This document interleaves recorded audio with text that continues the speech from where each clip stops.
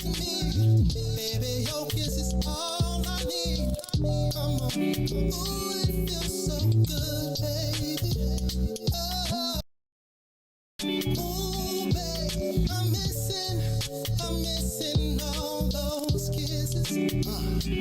Baby, bring those lips to me. I miss it already, girl. I'm missing all those kisses. Baby, bring those lips to me. I miss it already, babe. I'm missing all those kisses.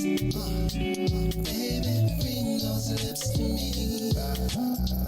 Oh, baby, I'm missing all those kisses. Baby, bring those lips to me.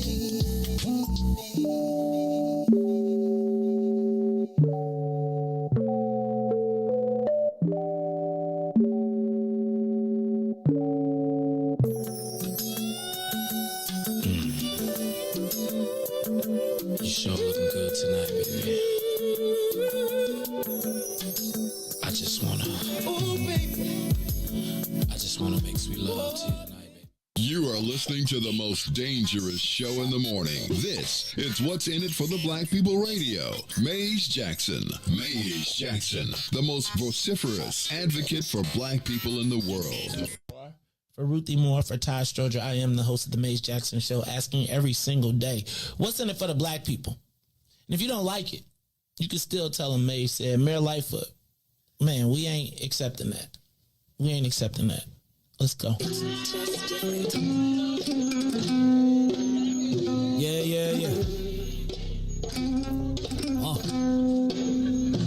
Let's get down to business and go ahead and address the facts. Man, Lightfoot seems more lesbian than black. Rahm Emanuel's another case. He was just as tired. 50 closed schools left much to be desired. Police had Anjanette naked on that body cam. They suppressed the footage so it couldn't touch a lot of hands. Reminds me of that 16 shots in that cover-up. Both of them similar, so I went and dug it up. George Floyd killed, a lot of riots happening in town. Southside burned and they wouldn't let them bridges down. Grandmother sick, need a prescription and plus a couple groceries. Travel his shit business down. Not enough SBA loans to even give around. So many failed businesses that you can put them in the pile. If you don't survive the pandemic, it's gonna sit you down. We sing, dance, play ball, entertain, and crack jokes. Government infested black neighborhoods with crack smoke. System that milked us so bad, we got lactose. Still trying to find out what's in it for us black folks. We sing, dance, play ball, entertain, and crack jokes. Government infested black neighborhoods with crack smoke. System that milked us so bad, we got lactose. Still trying to find out what's in it for us black folks. Shout out to Willie Wilson, hope one day you get to send it. We need some different players in the game to handle business. So many shady characters like Madigan and Blago. But when you really break it down, it's typical Chicago. City full of gangsters, it's what the land was built on. Same streets with hood legends, DNA get spilled on. Carjackers out here lurking, trying to get they steal on. Looking for a block to put them Hellcat wheels on. Let us give bogus appraisals a red line. Car crackers out here getting minimal fair time. And I'm concealed carry, I stay with the pipe. But Illinois gun laws giving minimal rights. Stay up on the swivel, make sure I'm moving tight. Check all of my mirrors when I pull up to the light. Pick my homie up from out of town, man, he caught a flight. He was hella nervous, told him, shorty, this a way of life. We sing, dance, play ball, entertain, and crack jokes. Government infested black neighborhoods with crack smoke. System that milked us so bad, we got lactose. Still trying to find out what's in it for us black folks. We sing, dance, play ball, entertain, and crack jokes. Government infested black neighborhoods with crack smoke. System that milked us so bad, we got lactose. Still trying to find out what's in it for us black folks.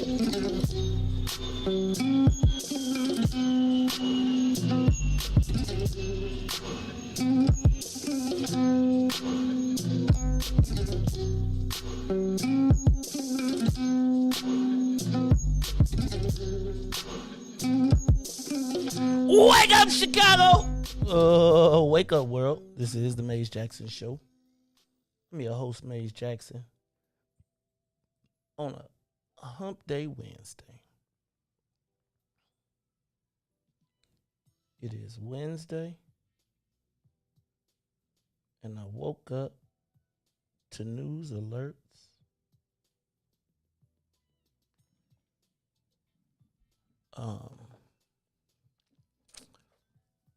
I woke up to news alerts talking about a story. First of all, let me back up. Let me do this because I said I was going to tell my own story. So let's back up. Wake up Chicago, wake up world. This is the Maze Jackson Show. Obviously, this is going to be a serious show today. As happy and as chipper as I tend to be, this will be a pretty serious show today. For a couple reasons. And I will hope that my openness and transparency over the years, I actually feel like this story is going to tell the transparency of my openness over the last, since you've known me in this space, because it's pretty funny that this story tracks a different timeline. But I do want to make sure that you tune in at 8 o'clock. Because at 7 o'clock, we got Dr. Willie Wilson coming in the studio today. So I got questions. I see you, Jamal Green. You better enjoy Miami. Jamal Green cracking jokes talking about can he get a loan. Hey, homie. I really want to break this down. And it's like I kind of wish Dr. Wilson wasn't coming in today. Just because I would really love to spend like the whole show on this topic. I really would, because I feel like it is the epitome of everything that I have talked about in this game of politics and business and just everything that I've talked about in the timeline that it tracks. And in case you don't know, the Better Government Association did a quote-unquote investigation. I don't know if I feel like they did a Christopher Columbus, right? Like they presented what I already told you. And then on top of it, like, so I feel like I got niggerized today. I really do. And then I'm really just, as much as I love the What's in It for the Black People brand, I think if you're going to splash me all over as a lobbyist, then put me in my lobbyist clothes. Right? Don't, and I'm not, no shade at all. Like, you know what I'm saying? But it's the complete, and so I refuse to talk to them because I said I don't need to tell my story to you when I have my own platform. So if you want a response, you can get it today at 8 o'clock. I'd also like to, and it might change today, but I would like to also thank like the black community for not taking that story yesterday and just splashing it and trying to run up their views. And I think you'll have the opportunity, and I'm happy to take questions, the whole thing. It's like, because really the only people I feel like I answer to is my community and my people and my family. But I'm not going to just sit back. Like I told you, the challenge a lot of times has been for black folks is when something happens, we have no defense. We have nowhere to go. We have nobody who will listen or tell our story for us. And so you get to read a headline like that and be like, oh, I knew that, right? But the other dangerous part of that is when they write stories like that and they splash them, they draw attention and they use it to attack your livelihood and your income. So I will be fully discussing the BGA article because I honestly feel like I'm proud of the work that I did there. Like 100% proud of what we were able to accomplish at Atrium Village. But I also want to point out the timing of all of this. What did I tell y'all what happened at the second that there was the amassing or the potential for black people to come together in power, that the attacks would start? that, and I told you yesterday when I first saw it, hell hath no fury like a white woman scorned. But there are two white women driving this story. And it's like the peculiar position because you're not supposed to happen. You're not supposed to say that, right? Because they kind of in a protected class. And, you know, like if you're yourself against women, then y'all know how that kind of works out, right? For the black man. But if you have been with me on this journey, then there are going to be moments, because we talked about this. Remember the people with the T-shirts? Remember when we talked about housing and how our housing was being, there was a war for control of the housing and affordable marketplaces that was happening, and it had left the South Side and went to the North Side. I was telling you about how I learned about the people in the T-shirts, how they would dress black people up in T-shirts by colors and load them up on buses and take them to protest, but they were really being fed lunch and being paid by white people who were controlling the housing industry. This is all an extension of that, right? And it's an extension of it combined with the fact that I don't know that you all remember me telling you about the white woman who was doing the PR for the Black Caucus. And I told you how I remember, and I did a whole show about it, and I was offended because I was like, that's an opportunity for a young black person to develop their business and build their brand. And, you know, she ran up on me at Soho House and was like, I'm da-da-da, and who dare you, and how? And then had black people calling, and it's kind of crazy because, you know, when you go to her profile picture, she's hiding behind the shield of one of our dead comrades.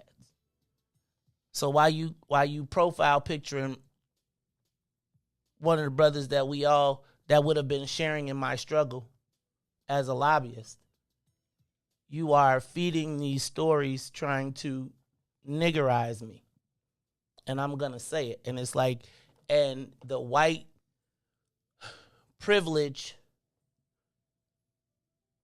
that white liberal women feel that they have in directing black people, and how dare this Negro push back and not bow down. And so I'm going to tell you, I mean, and it's like I don't want to share the story because I don't want to lead it. So I'm going to talk you through it.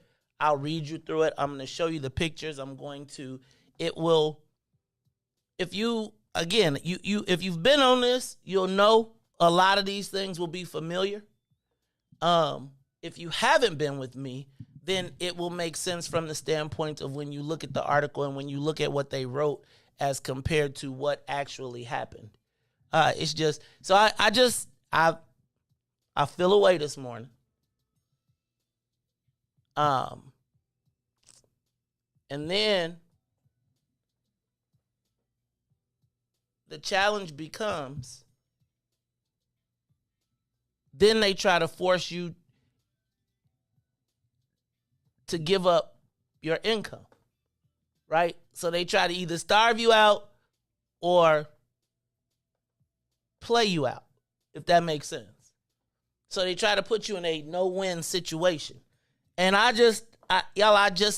refuse. I have refused to lay down since I have refused to lay down. And I think the hope of people is that, I'm going to be like, I'm going to hide and I'm going to run. And I'm not running. I'm just not talking to them. Right? And it's like, you want the story, tune in today. I will tell you and we will break it down. Because again, to splash a headline like that without doing the math, of course somebody will say $417,000. Yeah, fam, that's over 7 years. That's 50. Do you understand that I get paid half of what my counterparts get paid to do more work? Right? It's almost criminal. Joe, they put in this article that me and Alderman Burnett bonded over the fact that we were felons. That's what so me and him got together and was like, oh, you do crime? I do crime. Let's do some crime. Huh? Like I feel like I've told y'all the story. Like, man, I was in college. I got in trouble. I probably didn't tell you I was making, I can go get the article during the time that this happened. That's when I jagged $1 million. They tell the story like, bro, it's 2000. He paid him $28,000 over 15 years. And 2 months after, Alderman Burnett wrote him a check for $200.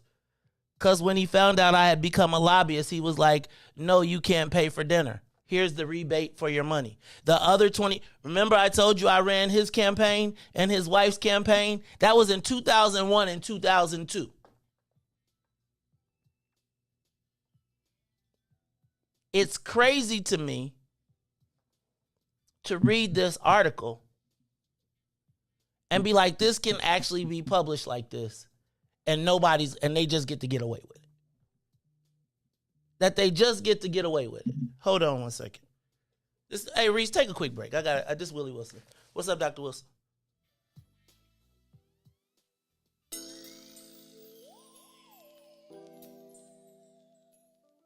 The Maze Jackson Show will be back after this break. Introducing your trusted source for high-quality Black emojis, better known as Blackmoji. We believe Black is beautiful, and that beauty should be reflected in the digital market. Now there is an app that does just that, starting with Black Greek letter organizations. Blackmoji D9 offers more than an emoji app. It is a cultural experience of Black excellence. Download the app in the Apple or Google Play Store to access a specially curated catalog of emojis representing the Divine Nine. Use the emojis to celebrate Black Greek events, acknowledge current events, support social causes, and learn about esteemed Black Greek members who blaze the trail of Black history. A portion of every subscription goes toward a scholarship fund specifically for members of Black Greek letter organizations to help keep the legacy alive. Download the Blackmoji app today. Why money ain't free? Why can't you just give it to me? I don't wanna work for nobody. I'd rather keep doing me. Why money ain't free? Why can't you just give it to me? I don't wanna work for nobody. I'd rather keep doing me. Why money ain't free? Up in the morning with the frown on my face, cause I know it's another day that I gotta face. Smile for people I don't wanna see, working at a job that I don't wanna be, breaking my back to the bone with nothing to show. But I got dreams and goals, but as soon as I clock in, I'm ready to go. So there's one thing I gotta know: why money ain't free? Why money ain't free? Why can't you just give it to me? Give it to me. I don't wanna work for nobody. I'd rather keep doing me. Why money? You are listening to the Maze Jackson Show. I think I'm a little out of breath. I ran down the steps and ran up the steps because we have a special guest in the building. I'm going to bring him in a little bit early. So, though, I do want to make sure y'all are clear. It's kind of the reason I'm going to, people say, Maze, you tell too much, you share too much. But I feel like I always try to share so that you understand perspective. But I feel like also even in this, I'm like,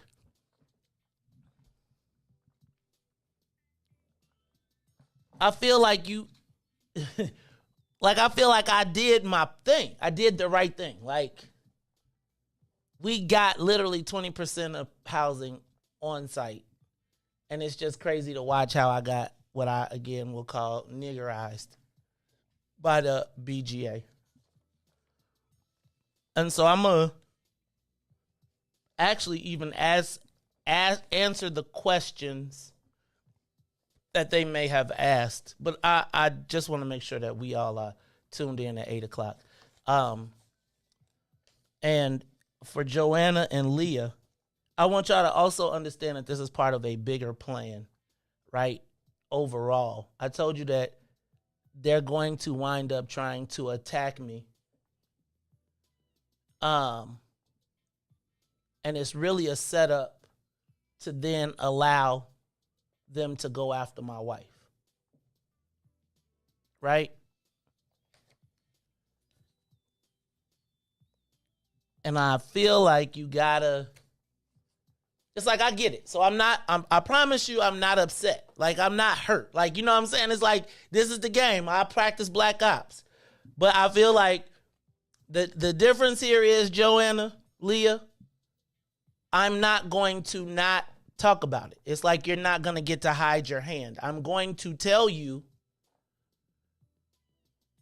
Miss Klonsky, Miss Levenger, it's like I'm not going to smile and dance when it ain't no music.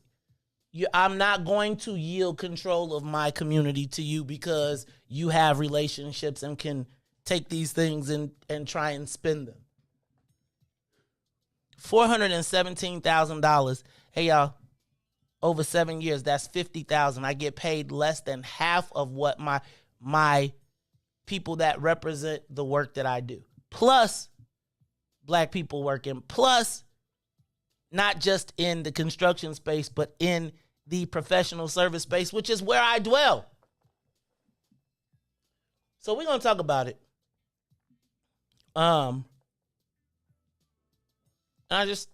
It's like I have nothing to hide. So I just want to make sure we're clear about that, right? But I do want to thank y'all for not yesterday. I know it's the haters that want to always be like, aha, see, it was nothing to see. It's like anyway, we're going to talk about it all in a little bit. Let me do this. Let me get these headlines because I got a special guest down in the hallway, and since we got him for an hour, I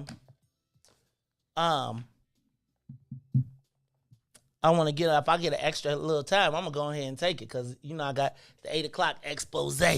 I'm going to expose myself for y'all. And I hope that they all listen.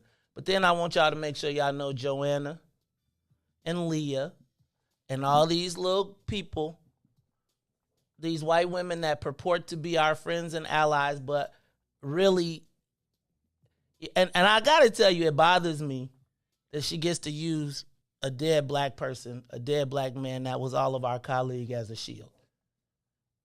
It bothers me. It bothers me. It bothers me. It bothers me. All right, y'all. It's the Mace Jackson Show. I'm your host, Mace Jackson. Got my man DJ Riis the Ruler. Riis, I didn't even say what's up to you, man. How you feeling today, dog? Blessed by the best. You already know the rest. How you doing today? Hey, man. I'm feeling energized. I'm feeling like I can't be. I felt like I really wish y'all would just let me. If they would have used a suit at least, I would have been okay. I would have been just a little bit better. But then when they did the hood, it was like they blackened me up, and I just feel like, right. So if you're gonna splash me in Cranes magazine, right? If you're gonna put my picture in all of those places, and you're not putting it in there as Mr. What's in it for the Black people, you putting it in there as a lobbyist. Could you at least not make me be splashed across the country in a hoodie with my COVID-19 mustache? Right? Like, for real? So the business and that's okay. Told you that's what I want to know. I told you when they found the worst pictures of Black people and put them on there. The worst ones, man. All right. Riis, so actually we can't even take off. So look, we ain't gonna take off because we got a special guest in, so we're gonna bring him in before we take off. But in the meantime, let me run through a couple of these headlines, and then we are gonna be talking to our special guest who got here a little early. Riis, $286 million. This is what I'm talking about. $286 million was bet on March Madness in Illinois alone, Riis. That's over $250 million in 2 weeks. 10 white companies. 10. Riis, we got none.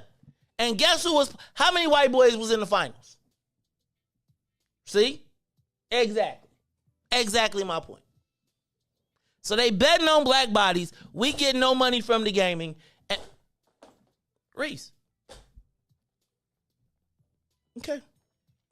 That's why college actually, they want to get paid now. They better get paid stupid. But I'm just saying that wealth is legislated. They passed a law that made that legal. How did we not get any? No black lobbyists. Okay. White Sox home opener, Riis. White Sox doing their thug thistle yesterday. Hey, man, Ed Howard, straight up, go on White Sox. You know what I'm saying? Like, Jackie Robinson, come on, man. I'm feeling that. They did their thing, man. You know what? Like I started to say, I'm always a Chicago fan. I don't know why people don't go to the Sox games, though. It like be so empty there. It's okay. I was with one of the owners of the Cubs. He's like, you want to go to the Cubs game? I'm saying, not really. Yeah, you did. Hey, ain't never been to one? Yeah. Oh, man, cool now. I'm going to Jackie Robinson Day. Okay. That's a good day to go then. Oh, no, Jackie Robinson Day usually is a good day until some drunk, ignorant Negro always say something stupid to my wife, and I'll be like, for real, dog, like I'm standing right here. I'm standing right here. Right? And it's like, again, it's okay, though. I'm not tripping. I'm going. I'm definitely going. Have y'all heard about this push for 1.5 million police interactions? Riis, I do not want the police to have any... if I don't have to have any contact with the police, I don't want any. I don't want them to pull me over to say, hey, your stoplight is broken, because they're going to pull me over and say, I smell weed. And I remember that thing you showed me, man. Yeah, you see, I tagged you in that, which is against the law and been against the law. And I listened to that. I was like, my man just said he's been to court where that's the reason why they stopped him, and that's been illegal for a whole year. I know. So the courts really let that was an illegal process. I'm telling you, every time I stop, and they changed it to burnt cannabis. So I know I wasn't crazy, because it was in the law, burnt cannabis too. The smell of former burnt cannabis. Anyway, that's crazy. I told you I'm going to tell my own story at 8 o'clock. And speaking of telling his own story, you see your boy, he just won't shut up, dog. Juicy Smouye got a new song. Did you get it? Did you go find it? No, I'm going to go. You go find Juicy Smouye's new song, because he got a song about him being innocent now. And then also, Danny Solis is due in court today. Look, y'all, they're going to talk about his plea deal. Look, like, we're going to talk about that in a little bit more. But I think I'm going to bring our special guest in early. So, Riis, this is what I'm going to do. I'm going to put up the blue screen or the black screen. We're going to go get our guests, and we're going to get them in here, and we're going to start this conversation a little bit early. All right? It is the Maze Jackson Show. I'm your host, Maze Jackson. Got my man, DJ Riis, the ruler. And then we're going to bring Dr. I was going to say Dr. Wilson. Then I was trying to play it off like I didn't have a special guest. That's why I did that. So we'll be right back after these messages. It's the Maze Jackson Show. We'll be back. The Maze Jackson Show will be back after this break. Broken screen? Crashed system? Are you in need of spyware or virus removal from your computer? Well, contact RPC Computer Repair in South Shore and let us help you with all your computer repair services and print needs. Need office or print production services, copies, scans, fax, or even notary service? Then stop by and support RPC Computer Repair and Print Shop, located 1741 East 71st Street in the 71st Street corridor, newly revitalized South Shore areas, and let RPC be your one-stop shop, where we believe RPC is your PC. RPC Computer Repair is also a UPS access point where you can drop off and pick up your important packages. So let RPC be of service to you. Call RPC Computer Monday through Saturday, 8 a.m. through 6 p.m. at 773-966-4457. That's 773-966-4457. Visit RPC at rpccomputeringinc.com for more information. And now, traffic and weather. Yo, who said devotion has to be sad? Yo, check this out. The Lord is my shepherd, shall not want. He maketh me to lie down in green pastures. He leads me beside the still waters. He restored my soul. God's gonna turn it around. Come all the way with me. Good morning. What's in it for the Black People Media family? The time is now 6:41 a.m. and I'm Riis the Ruler with your Chicagoland area sports, traffic, and weather update. We head over to sports MLB. The Chicago Cubs down in Pittsburgh taking on the Pirates. Suzuki 2 solo home runs will be enough as they beat the Pirates 2-1. A baseball back on the south side as the White Sox have a home opener taking on the Seattle Mariners. The game pretty close, but the Sox with a big fly from Luis Robert in the sixth would be enough as they would take the lead 3-2. The Sox win 3-2. Head over to the Kennedy. Head to the Loop will be 24 minutes. Outbound will be 19 on the Edens. Deerfield to the Exchange, 31 minutes. Exchange to Deerfield will be 27. On the Eisenhower, Thorndale to the Loop, 33 minutes. 28 minutes back out to Thorndale. On the Stevenson from I-355 to the Dan Ryan, 42 minutes. 32 minutes outbound. On the Bishop Ford, I-80 to the Dan Ryan would be 34 minutes. 26 minutes to I-80. The Dan Ryan is 17 minutes to the Loop, 13 minutes to 95th. On DuSable Lakeshore Drive South, 55th to Jackson will be 8 minutes. Jackson to 55th will also be 8 minutes. On the north side, Randolph to Bryn Mawr and Bryn Mawr to Randolph will also be 8 minutes. Today's weather, it is currently 64 and partly cloudy. Today will be a high of 68 with a low of 45. Expect rain throughout the day. I'm Riis the Ruler. Now back to the Mace Jackson Show.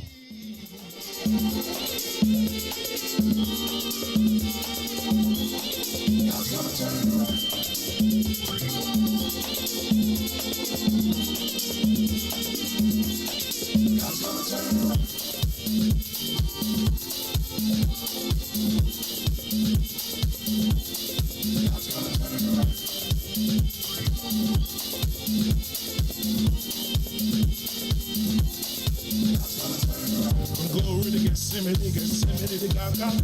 Golgotha to the grave, from the grave back to glory. Glory to Gethsemane to Golgotha to the grave, from the grave back to glory. Glory to Gethsemane to Golgotha to the grave, from the grave. Glory to Gethsemane to Golgotha, Golgotha to the grave, from the grave. Dear Lord, it's me again. I'm calling on you. You did it before. I believe that you can do it again. Somebody calling you right now, Lord. If it ain't one thing we need, somebody else needs you for another. Please, son, look and have mercy. Have mercy over our home, Lord. You are listening to the Mace Jackson Show. I am your host, Mace Jackson. Got my man, DJ Riis the Ruler. And y'all know how we do at 6:30. 6:30, we welcome the Saints from WBGX 1570 AM. That's right, the Saints get here at 6:30, and they stick with us from 6:30 to 8 o'clock every day. Now, that's the Saints, but you know the Sinners.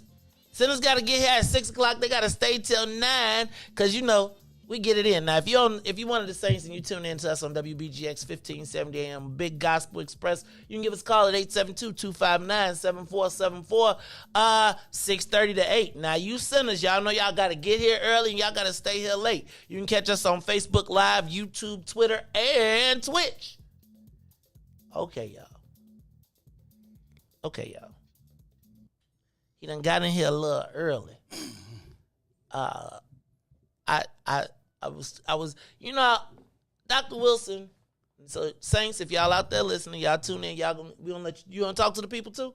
Yeah. Look, we're gonna open up the phone lines if y'all want to talk to Dr. Wilson. If y'all want to give him some words of encouragement, you know what I'm saying. I want you to feel free to give him a call because he is a friend of the station.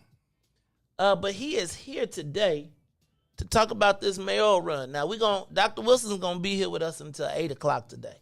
So I want to welcome you to the building, Dr. Wilson, and why don't you say good morning to the people? How you feeling this morning? Well, I'm feeling pretty good. Morning to the audience. Morning to you. We've been campaigning out here the last few days since I made the announcement, and we've been up 16 hours days, and look like gonna be that way until the next till we win this thing in next 10 months. Now, Dr. Wilson, you done started already, though. I mean, what is going on? What has made y'all jump in the race? It seems like it's so early. We got a governor's race. Everybody's still confused about what they're going to do for the governor's race and what's going on there. Why are you getting in the race so early, Doc? Well, I'm not really necessarily going to put a few spots up to make sure people know that I'm running, those who may not know. Okay. But we have 7-7 community, and we started with our town hall meeting. Okay. And we'll be getting to all the town hall committees. In all 77 communities? I believe we're going to make big. If it don't be 7-7, it'll be 76. Okay. Yeah. I heard that, Dr. Wilson. So, and I'm gonna talk about this first. And since you came a little early, I am gonna talk about it.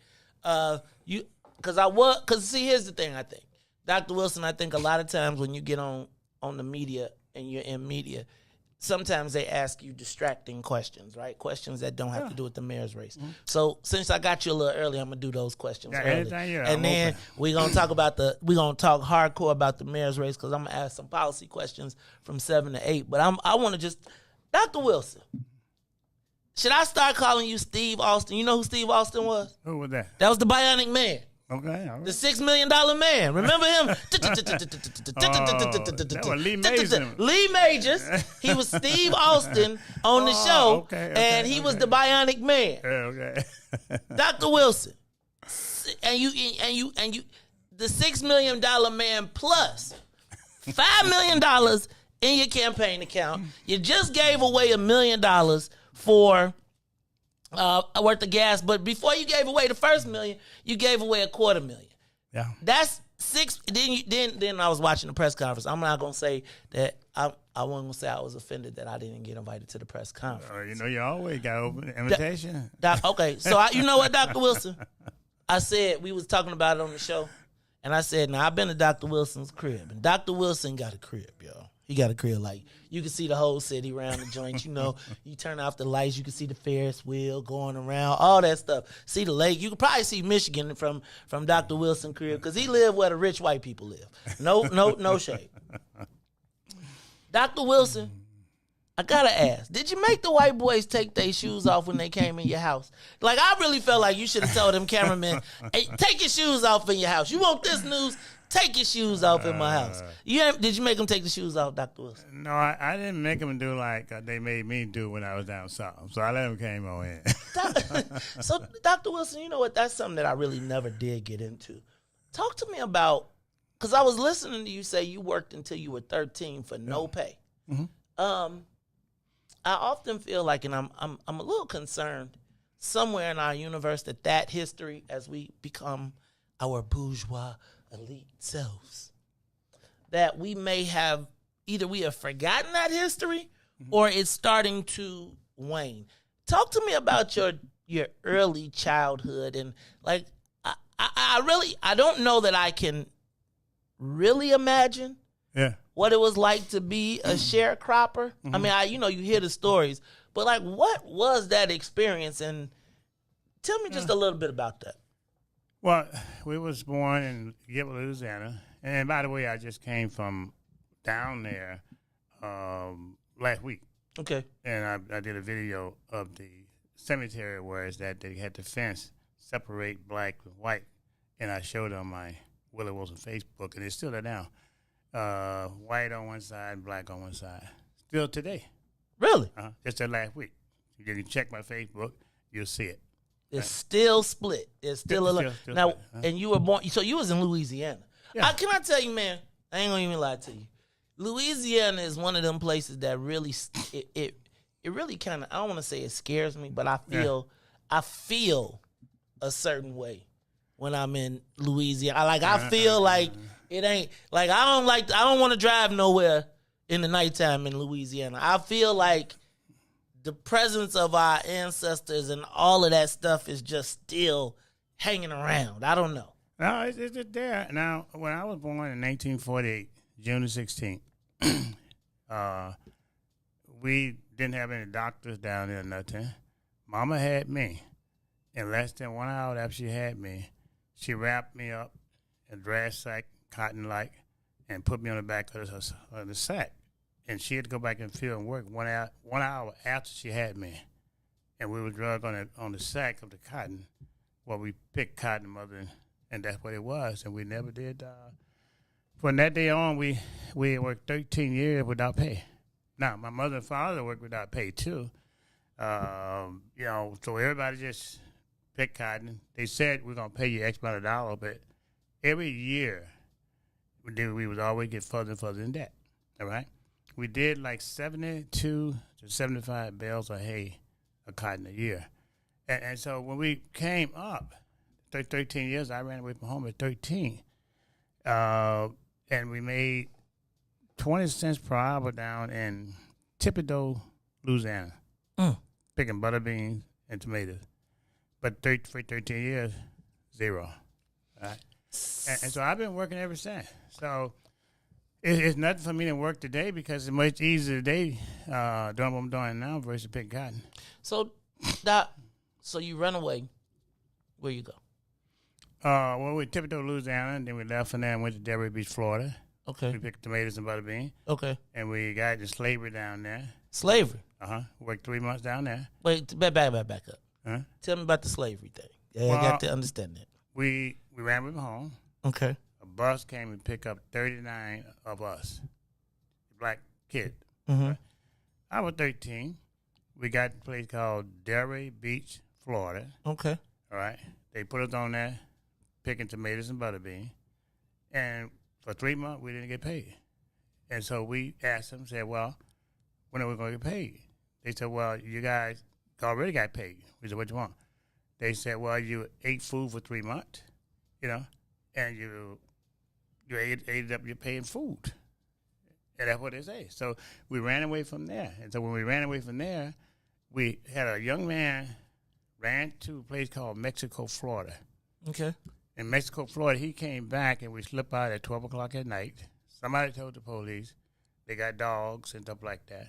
We was able to hop over some swamp land and got away. And we ran, I think we must have ran about 5 or 6 miles to catch another bus and got to Mexico, Florida, and worked there for 3 or 4 days. And then we left from there. We went to Miami. We washed dish on 39th and Collin Avenue, Junior Restaurant. And that's how we did that. So Dr. Wilson, you get to Chicago. When do you make it to Chicago? I'm in Chicago in 1965. Right? And what was cracking during that 1965? Well, what was it? How does a young Willie Wilson who has been all around trying to find a place get to Chicago? And you got to give me just a smidgen of the rags to riches. Well, I got to understand that part. Yeah, well, we got Chicago. A second cousin of ours dropped me off at the bus station. I had 25 or 30 cents in my pocket. And then he left me there. I had an auntie here. I called my auntie. She just happened to be at home that day. And she came down and picked me up, got a job the next day, and worked for 25th and Ruby Avenue, Melrose Park, a piano factory. We did piecework. Okay. Right? And we done that for 9 months, and I quit the job. And after I quit that job, went home, my auntie said, why did you quit the job before you got another job? I said, I just didn't like it. 9 months was enough. And so my auntie said, well, you got to leave here. So I had to leave her house, and I got a little 1-bedroom on 18 and Harding on the west side of Chicago. Dang, that's where Big Swill lived on 18th. Big Swill, you heard that? 18th and Harding. Yeah, 18 Harding. We went there. We, painted rooms and houses. But the only thing we did had a lot of work, but they wouldn't pay us. What is with this no pay stuff? Well, I don't know, but we trusted people up north like we trust people in Louisiana, and we didn't pay it. So we left in 18 Harding, and we left there and went right on Madison Street, that big old hotel called Hammond Hotel. We stayed right there, Madison and Hammond Street. And we stayed there and got a job working at a tire factory. Eventually, we moved from there to East Chicago Heights. They call Ford Heights. Now, work out there and went to work at a McDonald's, mop floors, and, you know, here's where I am today. Ray Kroc gave me an opportunity there. And so we got a job there, and we was going to quit.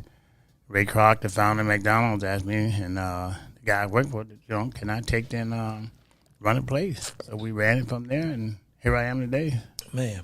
So, Dr. Wilson, you bring up McDonald's, and I'm going to go ahead and hit it because I know somebody going to ask me. Dr. Wilson, there was a challenge with McDonald's a little bit earlier, maybe a little bit last year. And some of our brothers and sisters were hot to trot on the tail of the CEO of McDonald's. And I think when you got involved, as Dr. Wilson, you got a tremendous amount of sway over black folks. And so understanding that, some people say you took the air out of the balloon and derailed the negotiations. How do you respond to that? Well, look, I told the story was that how McDonald's been good to me. Okay. The money I've been able to give away all through the years was as a result of McDonald's. Okay. Yeah, people on the street, give them money, paying people taxes, getting people out of jail. They expanded with me not only in the United States, but also expanded with me all over in Australia, Dubai, Israel. Okay. All these places. And so the CEO said that he made a mistake, and he apologized. And I figured like this here. If you apologize for something, you have to give you the opportunity to prove yourself that you're going to be good on your word. Okay. All right? And so, for what I'm concerned, if it had not been for McDonald's, ain't no way I can be giving these millions and millions of dollars away to our community. Now, they got a lot of improvement to do. We know that.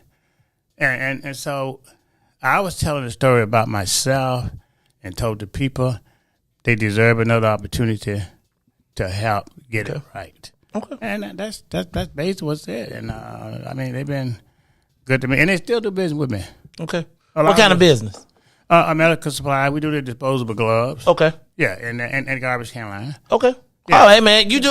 Hey, man, I used to work at McDonald's. And so I know them garbage can lines. I remember when the box came. And, So, Dr. Wilson, I think that one of the challenges that a lot of times we have is that sometimes there's more than one story, right? Yeah, and so there's one story that we choose to decide we want to deal with, and there's other. Now, as a person who recognizes that those stories become opportunities for us to maybe shake the tree a little bit more, I think we just got to be in coordination on that. I'm going to get the challenging questions out that, like the people that out in the universe. I got two that I want to ask you off bat. Dr. Wilson, you're running again for mayor. A lot of the younger activists would like to see you become a kingmaker as compared to being the king. Talk to me about how do you respond to that? Well, I think everybody have a right to live their own life like they want to live it. Okay. Okay? I feel that everybody should have a dream, admiration. Everybody should reach their goals, right? Everybody should do what's fulfilling to them. And nobody else should be allowed to get in that space. Okay. All right? Because you're the one that paid the dues. You're the one that sweat out there. You got more people to deal with and take care of. You have your vision. Now, it doesn't mean your vision is always right according to society. But in my opinion, it's right according to the inner me. Right. Hey, man, one of the things that you said that I really admire, you said quite a few things that I admire, I ain't gonna lie, but is that I'm tired of white people telling me what to do with my life. I want to talk about that a little bit. Okay. But what I do want to do is I want to take a quick break. We're gonna take a quick break. You got me. And then we got Dr. Wilson to 8 o'clock. I'm gonna also open up the phone lines. So if you all want to talk to Dr. Wilson, right? A lot of times we don't get to have the two-way dialogue. So I got some questions, but since we got some bonus time, I'm going to also open up the phone lines. So give us a call, 872-259-7474. If you want to talk to Dr. Wilson, he is running for mayor of the city of Chicago. Hey, y'all, he just let me see the commercial. Dr. Wilson ain't playing with y'all. Dr. Wilson, I got to ask you, man. Now, I saw you on TV the last couple days, right? Hey man, I see you spend no expense. Who was rocking you? Doc, you had the fresh makeup on, and I no shade. Like you was Doc, when you made your announcement, I was looking like, dang, look at my joint in HD. Who hooked you? You was hooked up, Doc. Like you did the whole thing. You was the whole shebang. So let me tell y'all what, when we come back, we gonna find out who is Dr. Wilson's. And he kind of fresh today, y'all. Y'all see, he got. I bet that's cashmere too. Look, Dr. Wilson in here with cashmere and linen on a Wednesday. It's the Maze Jackson Show. We'll be back after these messages with Dr. Willie Wilson. He's running for mayor of the city of Chicago. The Maze Jackson Show. We'll be back after this break. Maze Jackson. What's up, Chicago? This is your man, Maze Jackson, host of the Maze Jackson Show. You hear me every single day ask the question, what's in it for the black people? Well, finally, y'all, we've got an answer, and it's called the Black People First Party. Meet us every second Saturday of the month from 10 a.m. to 1 p.m. at TP, located at 5401 South Wentworth, Unit 17E. That's in the mall at the 55th and the Dan Ryan. And you join us every second Saturday of the month, where we are taking our politics black. We'll teach you everything you need to know about the game, from how to collect a petition, to how to knock on a door, to even how to become the next mayor of the city of Chicago. That's right, y'all. It is the Black People First Party. Meet us every second Saturday of the month, 10 a.m. to 1 p.m. at TP, located at 5401 South Wentworth in the mall at 55th and the Dan Ryan. And if you don't like it, you can still tell them Maze said. This is a black people thing you wouldn't even understand. Maze Jackson.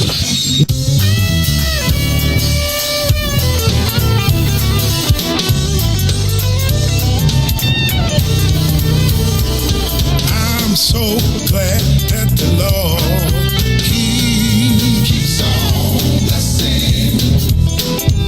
Y'all, I must say,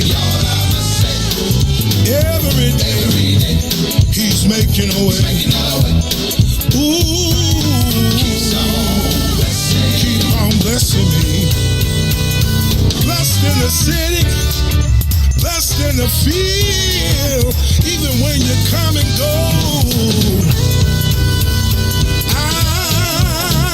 I'm so glad that the Lord keeps on blessing me. Y'all, I must say, in spite of, He just keeps on. Yeah, keep on blessing me. Oh, keep on blessing me, blessing me, blessing me. In spite of me, He keeps on blessing me, blessing me. I don't deserve it. He keeps on blessing me, blessing me. All the time, He keeps on blessing me, blessing me. Lord, we need you. Lord, we need you. Lord, we need you. Can't make it unless you. We need you to stop it. Come on and stop it. Do it every day, every hour. Come on and do it. Do it for us now. Somebody in a hospital, somebody down, don't feel too well, but bless us now. In the name of Jesus. Oh, please keep on blessing. That's what Grandmama said. Please. Oh, please. Yeah. Oh, please.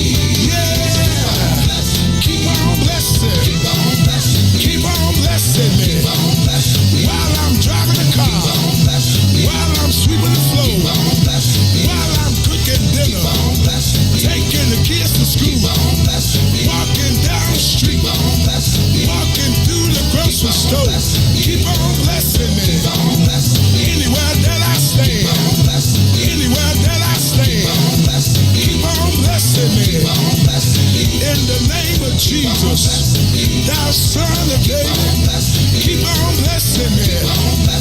Have mercy, oh God.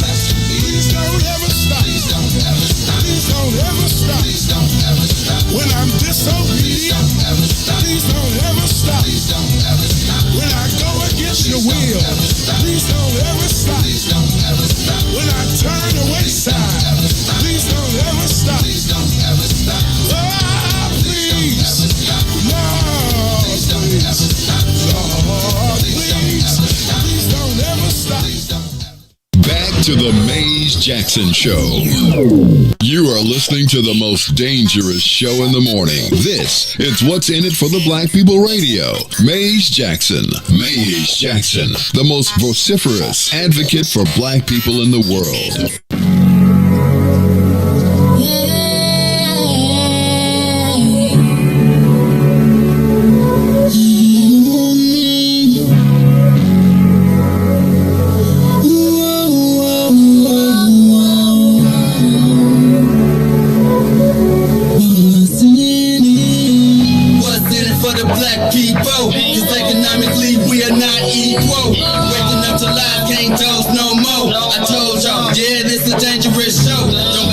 Church if you ain't trying to help us. Don't even try to be around and can't protect us.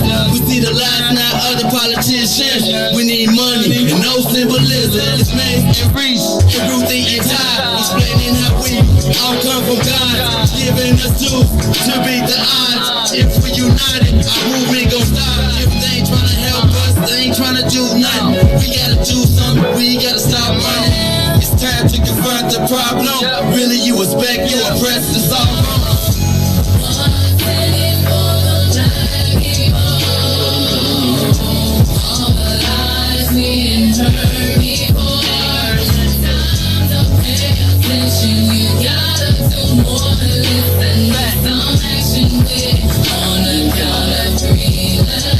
Wake up, Chicago! Wake up, world. This is the Mays Jackson Show. I am your host, Mays Jackson, and in the building. Hey, y'all. He said he ain't trying to be no king maker. He trying to be the king. In the building, sitting in with us is Steve Austin, a.k.a. the $6 million man. And actually, after I get through having this little bit of fun, I'm going to move into a serious interview. All right. Riis, you got to wake up the lions. We're going to put Dr. Wilson in the lion's den because I feel like he like Daniel. Right? He's going to be walking around by the time it's over. He's going to be petting the lions. But Dr. Wilson, you got to be in the lion's den. Riis, you got my lions? Wake them up. There they go. You hear them, doctor? Yeah, we ready? Hey, man. You know how King Nebuchadnezzar was like, get in the den, lion. Get in there. Then you know he was trying to put the people in the fire, and he looked and they said there's 4 people walking around in there. Hey, tell you, they were us walking around there. Yeah, right. Shadrach, Meshach, and Abednego. All right. Yeah, and then he did that. Nebuchadnezzar was a tricky dude. Yeah, well, you read your Bible. Yeah, man, he was a tricky dude. He tried to throw Daniel in the lion's den. Riis, I don't know if they wake them lions up. Wake them up. Let me hear them. All right. We gotta get Dr. Wilson. You seem like you got the faith of God. You don't seem like you shaking too much. All right, y'all. It is the Mays Jackson Show. I'm your host, Mays Jackson. In the building, right here in the Lion's Den, is the Reverend Doctor. Let me give it. Dr. Reverend Willie Wilson. He is our candidate for mayor again, running. Dr. Wilson, third time the charm. What's up? Well, I'm here. We're gonna win this race. We're gonna win it for the people. I don't know nothing that I want personal out of this race but to help the people. Making sure that all citizens have their opportunity, equal opportunity with the education system, contract, job, and I got to say empowerment. That's the big concern of mine, the empowerment of the community. Some communities get up higher and road, construction, garbage can, all that stuff, contracts and things of that nature. But there are certain communities left out, the black and brown community left out. You got to help all people make it sure it's fair, and I think that'll keep down a lot of violence and stuff like that if you could. bring them community up apart, Now, Dr. Wilson, I heard you do it. I heard you say it. You at WIIFTBP media. What's in it for the black people media? I noticed you said black and brown. Now, I noticed that right now there's a competition for resources in the city of Chicago. Yeah. And it seems as though the Latinos are winning in that competition. How do you, as a black mayor, and I hear you say black and brown, that make my skin crawl, because the Latinos, Chewy, when he come talk to us, he be talking about black and brown. When he go to the Latinos, he be talking about Latino. He be like, hey, Lucy. Talk to me. Well, how do you justify that, and how do you rationalize that with black people that are being literally run out of this city, that were actually under attack physically during the pandemic? A lot of times, to be honest with you, I'm not perfect, but I do try to live according to scripture the best that I can. Okay.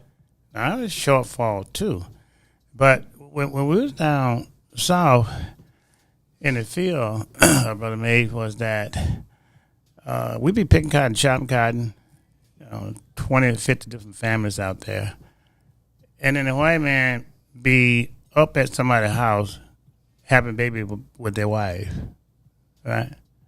I was still able to forgive and not hate, right? So we went through all of it. I've seen it all. I've been on the other side of the street. We've been spit at. We've been throwing bottles at. We ran. We've been told what to do all our life down south. Mm. And I still came out without being bitter. And because I still help white, brown, black, because the scripture tells us we got to forgive and forget. So I tried my best to do that. But I also tried my best to make sure that we got equality and equal opportunity and imperative, but we don't leave somebody out. I think the city should do their job. The contract should reflect the population of the whole city of Chicago, all citizens. And I strive on that.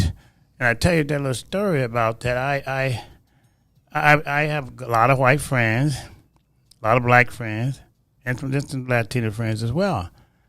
And there have been times that I've learned too, but I try not to learn it to continue the hate.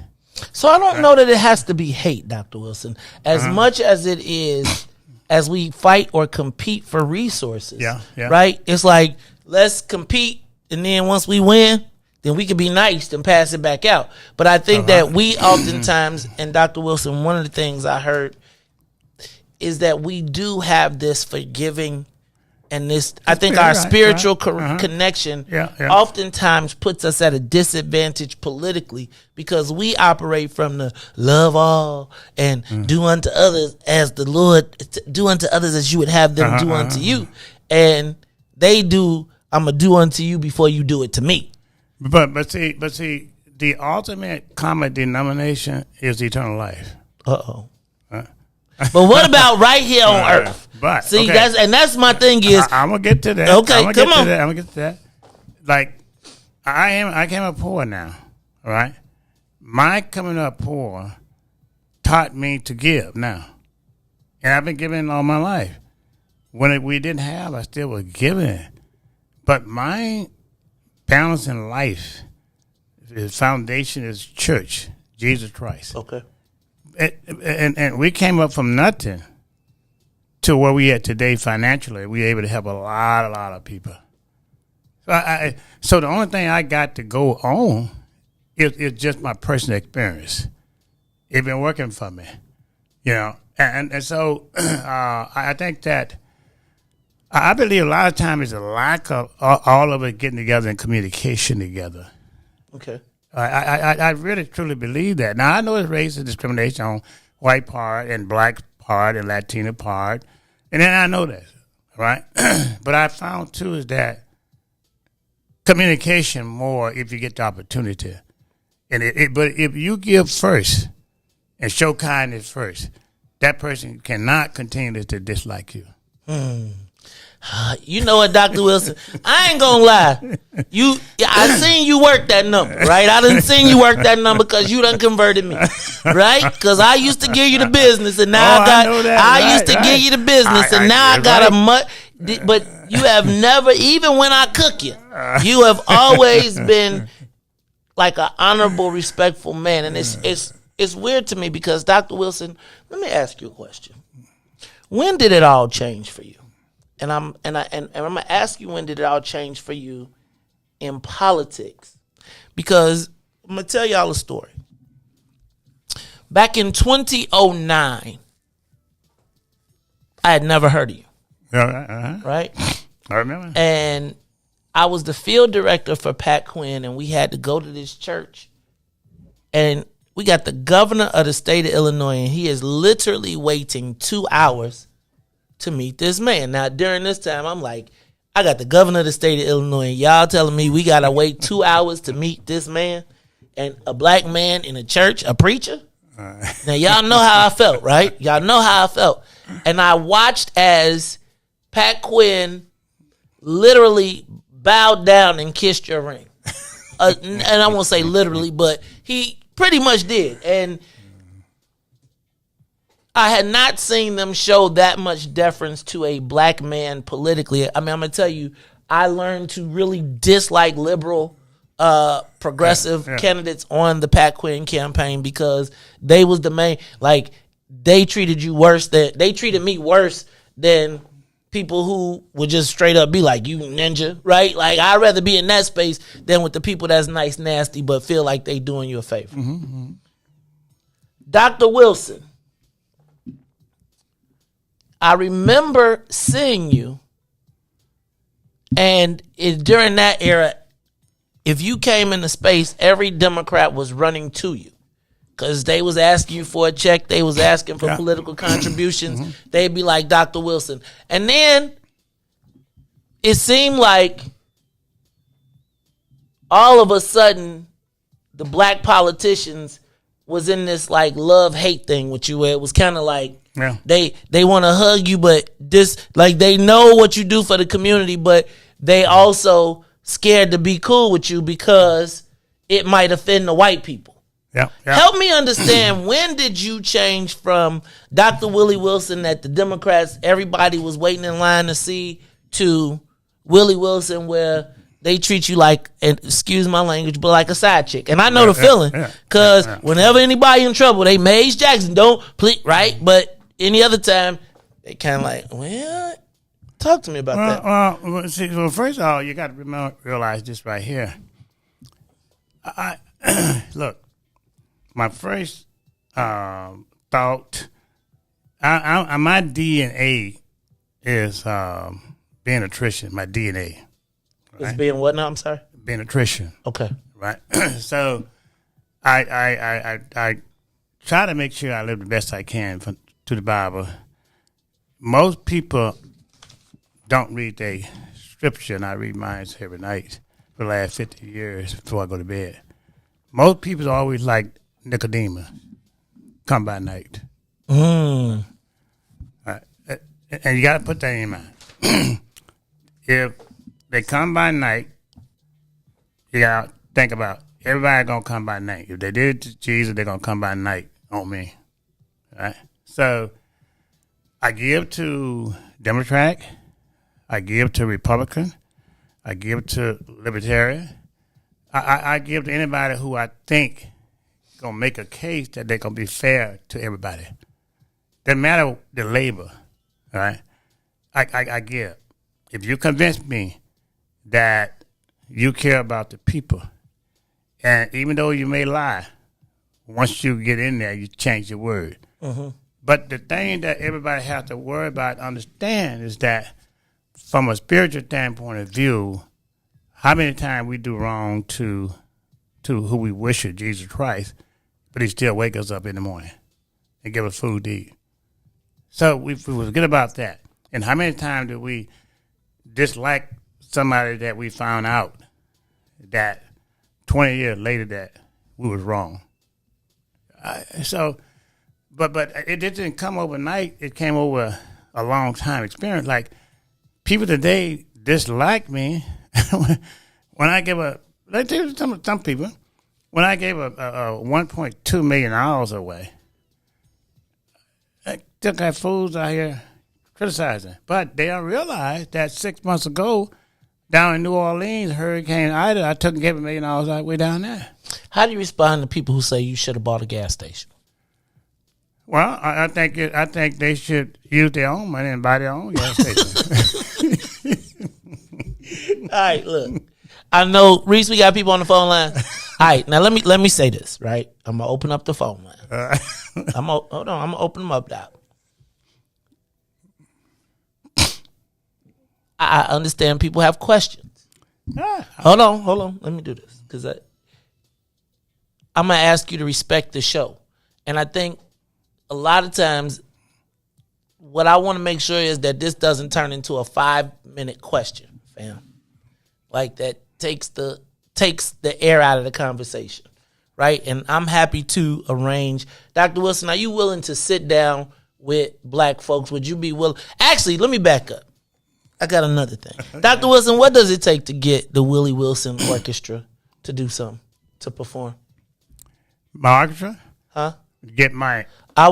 What would it take to get the Willie Wilson Orchestra to perform at a small event for a group of black influencers?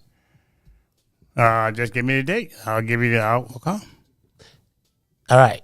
Look, we going to do a Will. No, you laughing at me. How much space do you need, Dr. Wilson? I mean, look. We go to places today and performing in front of 5,000. We also speak. This is not going to be 5,000. This is going to be a small group. I'm going there. We also speak with 10 people.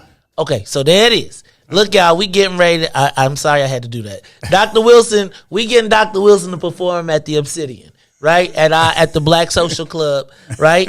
At the Black Social Club with black influencers, etc. We going to make that happen. Now, let me say this, fam. I'm going to open up the lines. I'm going to tell y'all to respect Dr. Wilson on my lines.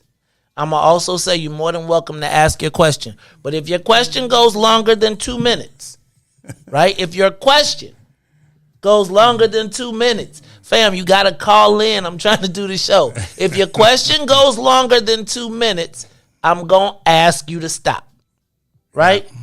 2 minutes. This conversation. Open up the lines. It's the Maze Jackson Show. Caller, you on the Maze Jackson Show. Shalom. What's up? That is Israel. What's up, Israel? How you feeling, man?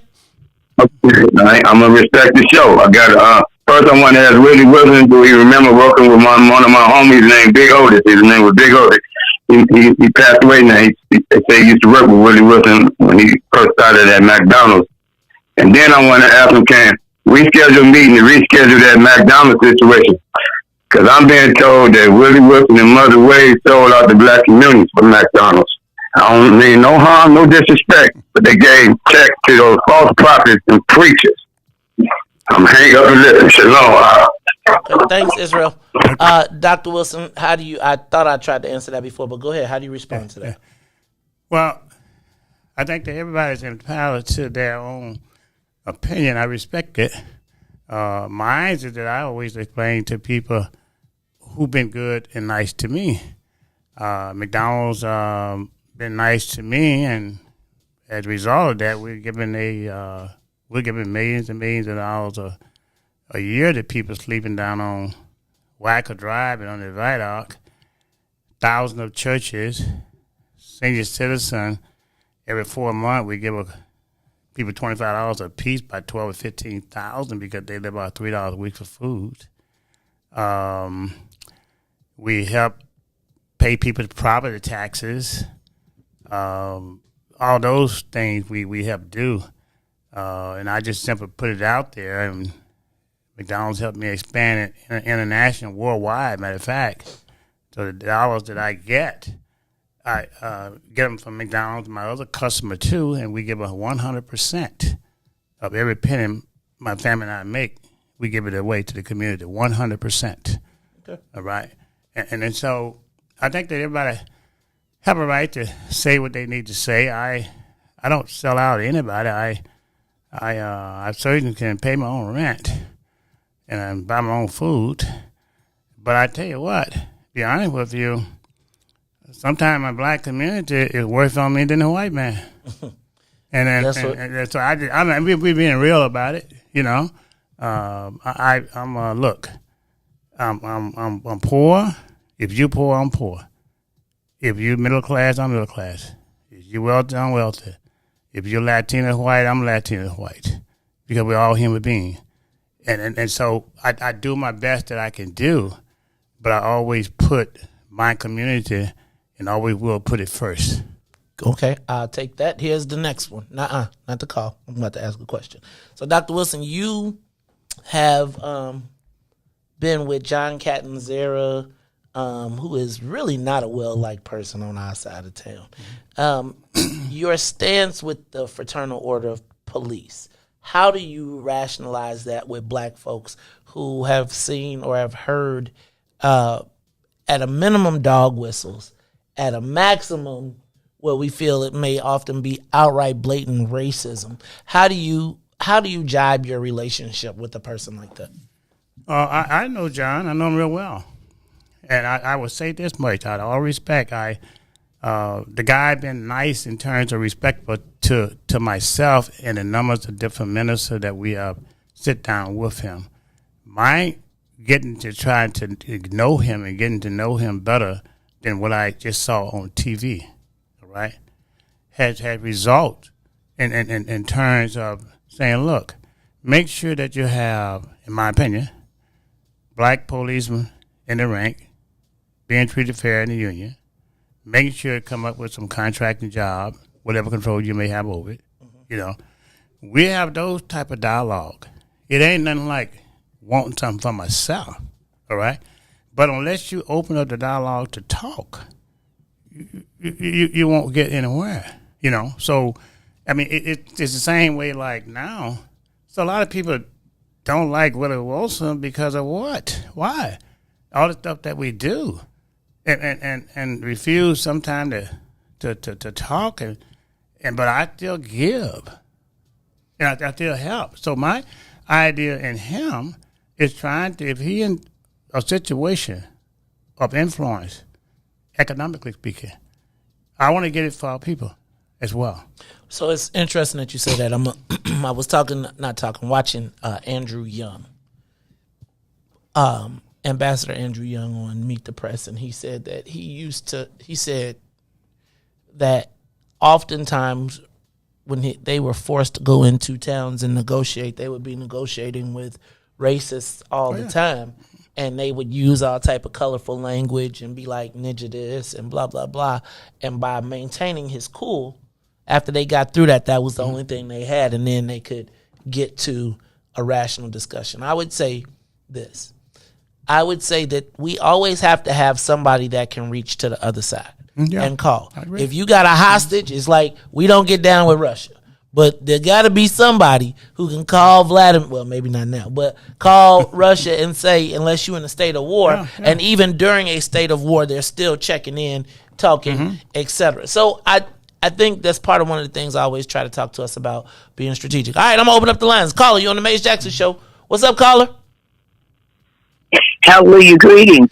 Hey, Mama D, how you doing? I'm good. What happened to kidnap descendants of slaves coming in chains did not happen to the immigrants who came from countries by choice. These people of color do not qualify for reparations. My question is, Mayor Lightfoot gutted the reparations bill and did not include it in the budget. But the idea of giving $500 to 5,000 people came from the reparations committee. What do you think about that? Thanks, Mama D. Reparations committee, Dr. Wilson. Well, I play a major part, I believe, in reparation. We spent a lot of money. We did TV commercial. I took a lot of heat from the far left wing and some of the white, you know. I took a lot of heat from a lot of the black too, you know. But I kept it on TV. I probably for a year or two. My spot, advertising spot. I pulled together the black aldermen, the Latino aldermen, but they only had one black alderman came, and all the Latino, I must say, out of all of them, 95% of them came. And we started talking, but we couldn't get the other side to come. But what happened was that I was able to get that, we were able to get that thing down to city council, and I paid my lawyer, I think it was $10,000 for that bill. The mayor stopped it and kept it, as far as I'm concerned. And I really believe in reparation, because I think that's how we can get ahead more with the infrastructure for our kids and our future and economic and things of that nature. Contract, $500 for 5,000 people. I get that way. I'll get that way tomorrow as a senior citizen. Way more than that. You know, that's just the thing. We must realize that we shouldn't sell ourselves out. And when 5,000 people, what about the rest of the citizens in Chicago? I'd like to see get that $500 back, or some look, give us reparation. This $500 going, but put the infrastructure in place to help our community what it needs to be done. But she playing the game with it, in my opinion. Too many people have died for that. So, back up. I just want to just refresh your memory on the history of this reparations thing.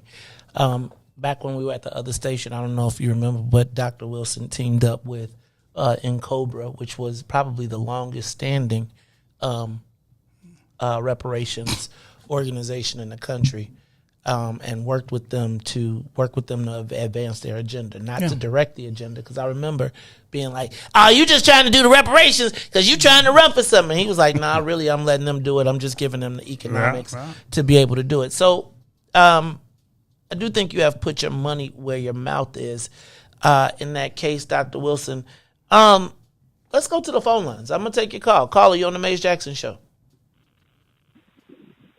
Good morning. Good morning. Good morning, this is Devo. Devin Gordine, Black People's First Party. What's up, Devo? Hey, thank you, Dr. Wilson, for coming in and speaking with us. My questions is really not a question, but can you just give some insight on the following platform: education reform, the reduction of taxes for the Chicago citizens, and what is your policy on public safety and increasing the safety on the Chicago Transit Authority? Thank you. Y'all have a great day. Okay. I put a statement out last week, is that we should have on guard on the CTA and buses to protect our citizens from getting raped, robbed, et cetera, et cetera. I put it out.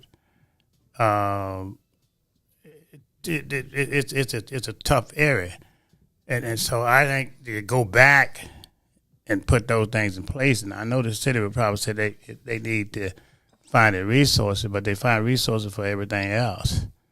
If they wanted to find the resources, they should have put some black in the marijuana thing business and took some of that money, that tax money they did, and put that in there to protect its people. So that's my stand on that. I support, and when I become mayor, we'll put them back up there, until things cool down or whatever it takes. But you got to protect its citizen. Now on the tax situation, my stand on tax situation is that when taxes are high, you run citizens out of Chicago. We lost a lot of the black population in Chicago. And you lost a lot of business in Chicago. People go over in Hammond, Indiana and get gas. They go and they shop. The politicians think in order to solve a problem is to raise taxes. I said, no. In order to solve your problem, you got to balance your budget and cut out the fat and bid these contracts out and making sure that put inclusion into all this citizen. Taxes, I hate taxes. I pay a lot of taxes. And it goes, in my opinion, it goes for other things besides just the community. They use those tax dollars to put in place to help benefit their own re-election. the taxpayers' dollars.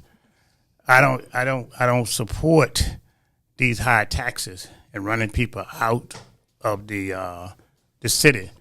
I can afford to pay taxes, but if you can't afford to pay taxes, that means I cannot afford to pay taxes because it's a problem. Let me stop you right there. Dr. Wilson, what is your responsibility as a black multi-millionaire to the black community? What do you feel like your personal responsibility is? In making sure that the well-being of the African American community have a better life than I had coming up, and better opportunity than their parents. Education, economic, keeping the crime down. That's why I give 100% of my money away. All right, and I think got to put. People say, "Well, you should put your money over here, put your money over there," and my always response is, "Well, don't tell me what to do with my money, because I work for my money. I got the right to do what I want to do with it. You spend your money, what you want to do with it." Okay, right? I heard that. Right. There it is. All right, this is the Maze Jackson Show. I'm your host, Maze Jackson. Let's go to the live line. Carly on the Maze Jackson Show. What's up, Maze? How you doing? Tyrone Muhammad. Tyrone Muhammad, stop brother from ECCSC. What's up, my dog? All right, man. I just commend you. Thank you for having Dr. Wilson on. And before I even ask my question, I'll make my statement on the state to the world and the public that I respect this man. I don't have no issue with him as a man, and I believe that Dr. Wilson as a man represents one of the most upright individuals in this city. My issue has always been that Dr. Wilson give out too many fish without ever teaching the people how to properly fish. That has always, I don't care if Dr. Wilson take his money, stack it to the Sears Tower, and burn it all up. Because essentially that's what he's doing anyway. Because you can't take it with you. So I don't care about no money where Dr. Wilson is going. All of us are going there. And all my own issue has ever been was, we out here on the front line. Dr. Wilson talk about his money, what he do. He always mentioning this money, this money, this money. Dr. Wilson, we out here every day, and guys like me and other organizations putting our life on the line, man. And stopping carjacking, stopping murders, stopping doing stuff like that, working with these young folks, giving them behavior modification, putting systems in place to change their thinking and thoughts around violating and destroying our community. So when you say you give out money, that's because you have it. You have it to give. I'm telling you, I don't see no case where Dr. Wilson can show me, and you can, I'm sure you're going to say you did this and did that. But I'm only saying, Dr. Wilson, that you talk about cannabis. Ain't no one been on the front line more than Tyrone Muhammad and ECCSC and fighting for equity and inclusion in the space of cannabis, and I've never seen you support us one time. From legislation to the dispensaries to the streets. It seems like if you got an issue in the ear with somebody and what they say, you take it personal. And I as it relates to McDonald's, I would never back and support McDonald's that has taken and stolen all the franchises back from black McDonald's owners and operators. And it's very few, and you know what I'm talking about. I'm not ever going to accept that, and we're going to come at that CEO every chance we get to get his act together. And they can't put gatekeepers in our elder statements in front of us to protect them from the issues and the violations that they have caused to our community. It's too much to unfold and unload in this quick little session. We got to have a meeting, man, to talk about how you can best serve or better serve our community, sir, because you are elder. If you don't pass the torch and you don't make it better for these shorties by creating economic opportunities for them, and us establishing businesses, I don't know what we gonna do. And as the last thing, man. Come on, as far as these one more. Come on, man. As far as these gas stations are concerned, bro, you just made Abs $1.52 million richer on some gas stations that they don't give 10% of their wealth that you just created back to our community, man. They don't give that to our community. And plus, I just think you could have opened up 4 or 5 gas stations, and then, we could have lowered the price on the gas at the stations that you own and do employment opportunity. I'm going back. We got to make time. We got to make time multimillionaire, right? Because then we can help them. But go ahead. I'm gonna let you talk, Dr. Wilson, because that wasn't my question. Well, look, I'm not gonna pretty much answer that. Just like I say, no white man don't tell me what to do with my money. No black person don't tell me what to do with my money. Also. Uh-oh. And that's I think all I got to say. That okay? And I'm gonna let that ride right there. Like I'm gonna let that ride right there. And can I say this though? Here's the thing, and this is the thing. Whoever was with me in Springfield last week, we chopping. I don't know what's going on with the audio. It's going in and out. So hello, can you hear me? All right. So I was in Springfield, and I was telling you that last week that when the Latinos got in the room, what they understood was somebody is approaching it this way, somebody is approaching it this way, and somebody is approaching it this way. I don't know that Dr. Wilson, and I'm not going to answer the whole thing for you. The part that I was reset it because it's clicking, it's cracking. I don't know what that is. So I don't know, Dr. Wilson, that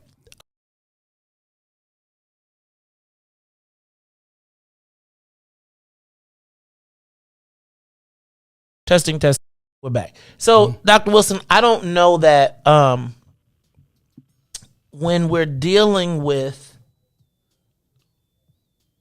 I lost my whole train of thought on that. So I don't think that you having a relationship with McDonald's means that the fight doesn't stop. I feel like the key is, that you and Ty can talk, and if Ty is still attacking, it's like you don't undermine his credibility. You be like, them brothers got a real issue. Now look, you and me know each other, and me and him know each other. Now, maybe there's somewhere in this space that we can come together and reach a compromise. But I don't want y'all to think that because I think, Dr. Wilson, the fact of the matter is you have a tremendous amount of influence. And the fact that you have a tremendous amount of influence combined with the fact that you have a tremendous amount of money oftentimes makes people feel like when you say something, you might be able to drown their message out. And I think that we got to be able to get our weight up. And I think at the end of the day, I'm not going to let that go. I'm going to let you talk. Go ahead. Well, everybody has their own opinion, and everybody has a right to their own opinion. I have my own opinion, and I have a right for my own opinion as well. The dollars that I work for is my hard labor and suffer for it, and I make the decision to do what I need to do because I work hard for it. And one thing I always tell everybody, stay out of my business, mind your own business. Ooh. Okay, I'm gonna let that be. On that note, Dr. Wilson, do you have a policy team? Who is going to help guide the policies that you create? And let me just ask this. Let me add that to first 100 days. What does Willie Wilson do in the first 100 days as mayor of Chicago? Well, we got to deal with the crime situation.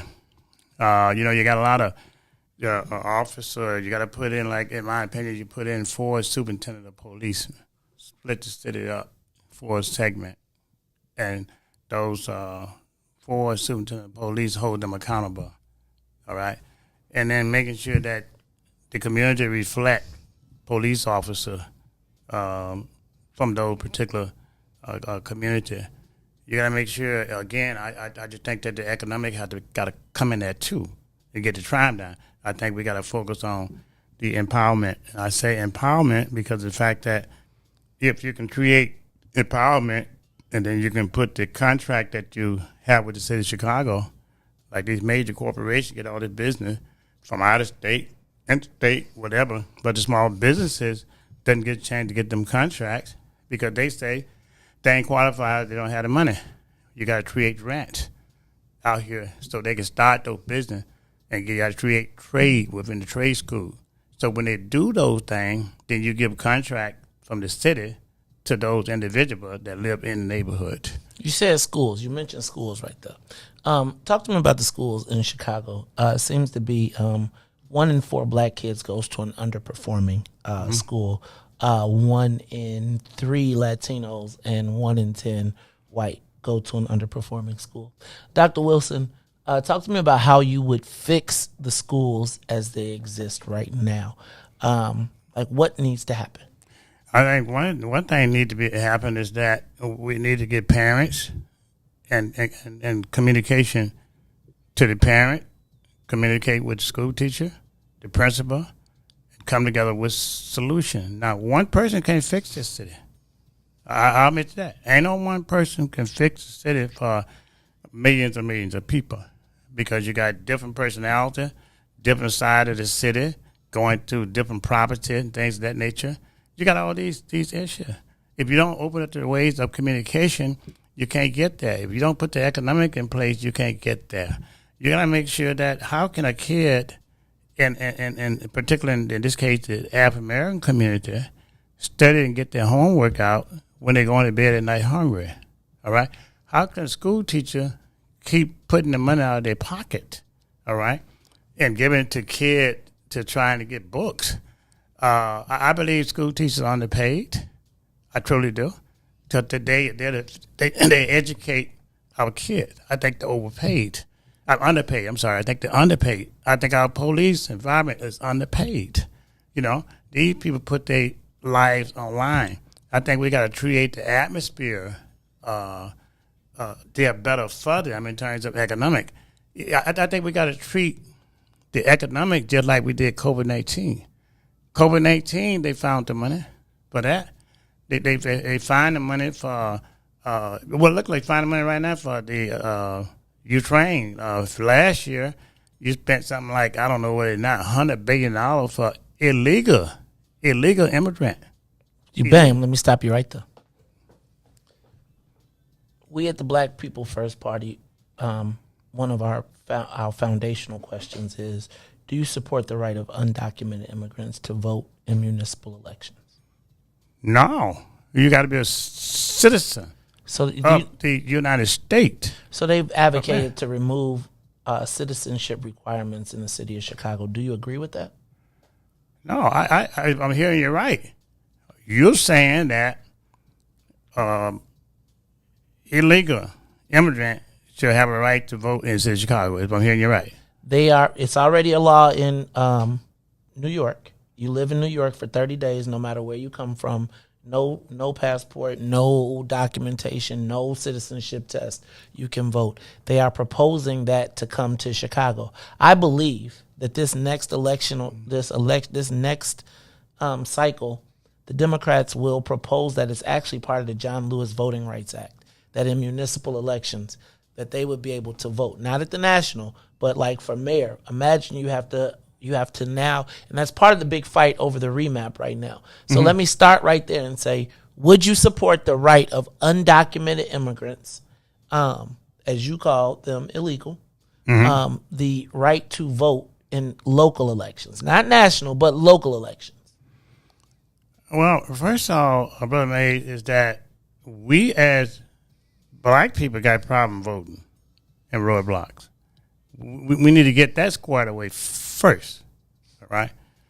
I don't see it that way. I have to hear some of the other side, the pros and cons on that.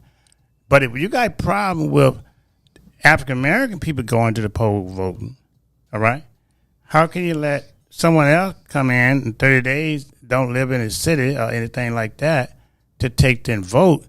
I don't see it yet. Maybe something I'm missing. That's about much I can comment on until I have to look into it and find out some more things. Well, but, you need to. I'm gonna send you. This is too funny because it's like it seems like it would be common sense, right? Common sense ain't too common right now. Right. To me, that ain't adding up now. Like I said, unless there's another side that somebody can come and tell me. But when you got African American been here all their life and having a problem to vote, then to me it's not there. I guess I have to sit and listen to the other side and see what's what. But right now, from my understanding, it doesn't seem to be practiced. Dr. Wilson, do you believe that Mayor Lightfoot should have the right, with everything that we know, with going into an election, do you think that she should have the right to pick where the casino goes, or should that decision be delayed until after the election? I think it should be laid after the election. I think the other thing you got to look at in this whole situation is that these casinos coming to Chicago now. Nobody have to talk about who getting the contracts. Yeah, who getting the contract? Who getting the ownership? You know, we got to make that reflect Chicago. We got to come up with solutions and make that possible. I would not support something that doesn't include all the citizens of Chicago. You know, ownership from A to Z. All right. Contract from A to Z to try to balance this whole thing out for all citizens. I think it's been too much one-sided, all right? Okay. But I think it should be after the election, where she would not be back in it again. So, Dr. Wilson, let me back up, because let me back up and go to this question first. We've heard this question about you teaching people, giving people fish, but not teaching them to fish. Have you ever supported black business? Have you helped create any business people or entrepreneurs in your space? Well, help a lot of entrepreneurs in terms of as related to getting into business, training, trading, stuff like that. Okay. Small businesses and also franchisees. Okay. In terms of McDonald's, that is as well. Other business out here, we're given the funds, was supported through some of the dollars and everything, right? Okay. I don't tell nobody how to run their business, because if there's a business that I don't know nothing about, haven't been into, we don't do that. We will give the fund sometime to them, and we don't broadcast it out loud. The only way people know what I give is because I got in politics. Okay. That's the only way, because all these years we've been giving hundreds of millions of dollars away. All these years, nobody knew about it until I got in politics. Okay. All right. But and that would go to the other question where people say, do you do all of this giving because you're trying to get votes? How do you respond to people who say, man, you just gave away that $6 million you gave away that gas just so people would vote for you? Well, I think that those people who probably got a mental problem, be honest with you, I think they're mentally ill, and I don't mind saying that clear out, okay? Because the fact of it is that, go back and look at my record. 1996, front page, Wall Street Journal. I was giving away money there. That was 1996, all right? Hurricane Ida, $6 million in New Orleans. Katrina, $1 million down there, all right? Katrina. California, Texas, Washington, New York. All these places I go, all right, and donate dollars. Now, I can't run for mayor in all of those particular cities, all right? And even here, we went to the black community, the white community, the Latino community, Asian community, Filipino community. We put 50 service stations. We couldn't find but one black-owned service station owner, and that was in Phoenix. All right? Okay. And we went there, all right? Okay. But we gave it to rich, poor, in between, with no condition. I didn't know that the tax is so high. You know, and I know in the world when people come to me and say that, help me get some money to get to work or get my kid to daycare, all right? My record speaks for itself, all right? I didn't use taxpayer dollars, right? I'm gonna stop you right there. The phone lines are lit up. I got 7 callers. Caller, I'm not going to, you cannot do the, we're going to start calling at the Tyrone Muhammad, right? I need you to ask a question. You got an opportunity to talk to Dr. Willie Wilson. Caller, you on the Maze Jackson Show. What you got? You talking to Dr. Wilson. Good morning, my son. Good morning. Good morning, my son. Good morning, Sister Zakia. How you feeling? I'm doing so fine. Listen, I just want to thank you for having God's man on the show this morning. I just want to tell you how much I appreciate you as a young leader up and coming, talking to another leader, talking to God's man. I just got 4 quick questions. There ain't 4 quick ones. Go ahead, Sister Zakia. 4? Go ahead. Come on. I don't know if he going to get all 4, but go ahead. No, this is action. You know, I'm about action now. This is action. Go ahead. Dr. Willie Wilson, how are you this morning, my brother? You know, this your homegirl from Lake Providence, Louisiana. Good, fine. How you doing?